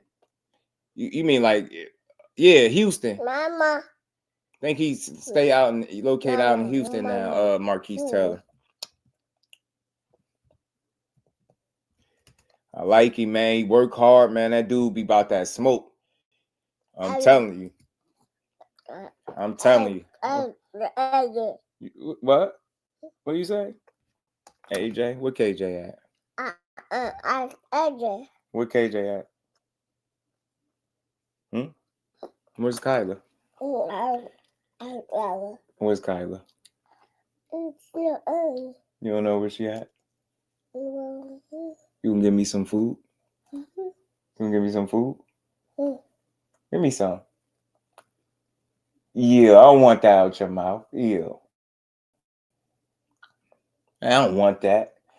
That's nasty. I don't want your chewed up food, bro. Ew. I don't want that. I don't want it. Say what's up, y'all. Say what's up. Say what's up, y'all. Say what's up. Yeah, pardon me, Arena. I got you. Yeah, he from Houston.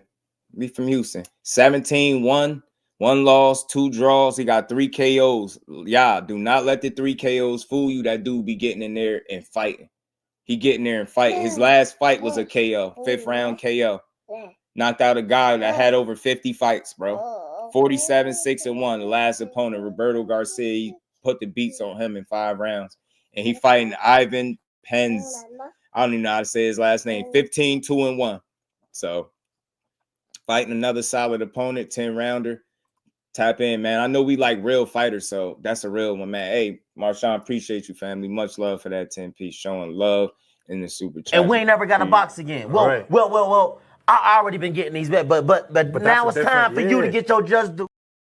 Hey, what's that? Where's KJ at? Where's KJ? Where's KJ at? Michaela. Stop touching stuff. Where's Kyla at? Why you touching stuff? He said starts at 8. Oh, hold on. I got you. Before we got there, why he talk better than me? Now he talk a lot. He's really smart, man. This dude is really, really smart. Really, really smart, baby. What's that? What are you doing? You touching stuff. You about to press stuff. Stop pressing stuff. Pretty silly. You want to get beat up?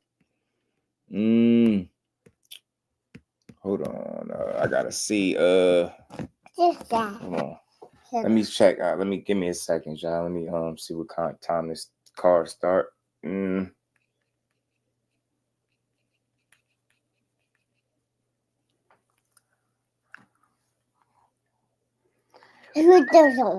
do you say? Huh? Huh? Mama. Say call mommy. Mama. Dada. Dada. Oh, you get out of here if I beat you up. Mama. You want mommy? Yeah. Okay. You want mommy? Go ahead. Go get your mom. Go get mommy. I think what is it? Do it say 7 o'clock, bro? Or 8? I think you're right, bro. I think you're right. Why is it skipping like this? I just had it up. Schedule. Boxing. Okay.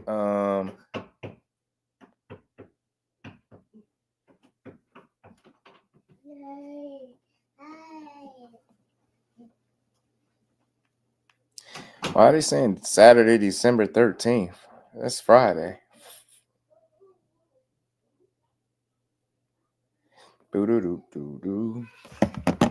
My bad, y'all. Yeah, I think that's right, though, Banks. I think you're on point because I'm looking at it right now. I see 7 right here, but I don't think it started just yet, though.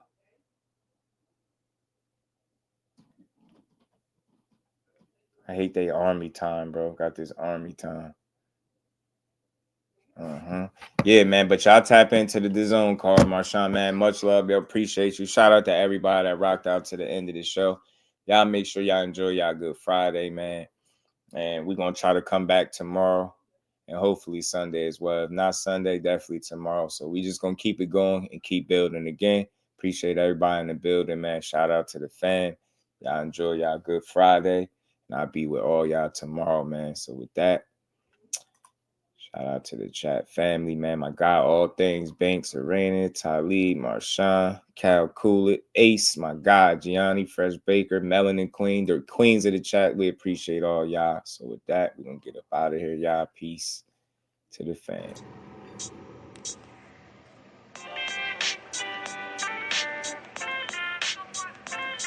Yo, you know the deal. We back again. We never slacking. Word 'em up. Ladies and guys, whether if you drunk or you high, it's time to pay respects to the illest man alive. If you think you got a point, he'll shrink you down to size. And from there it's downhill like a slinky or a slide. Open your eyes, got a deep connection with the rise, so you might see them jump in whenever they go live. Peep it, this channel blowing up now, it's not a secret. With tons of exclusive interviews to listen to. Them other channels I hate, but yo, they listen clues. They start narratives, sip the goose and twist the truth. It don't take a rocket scientist to get the proof. Just click the live at 4 p.m. Eastern time. But when you chime in, make sure you keep it kind. But if cowards want to debate, then it's feasting time. My man Jusdu shine busy all the time. Grind 24/7, 365.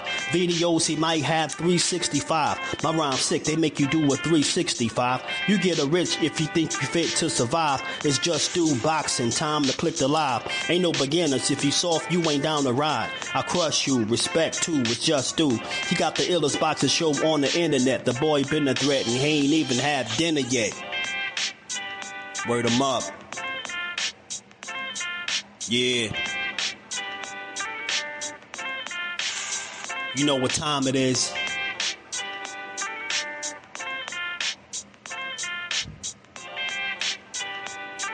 4 p.m. Eastern. Click the link. In the building. Make sure y'all subscribe to Just Do Boxing, the best boxing talk on YouTube. Just Do Boxing in the building, 4 o'clock shorty, man. Y'all make sure y'all check him out. He's going to be live today at 4 o'clock, man.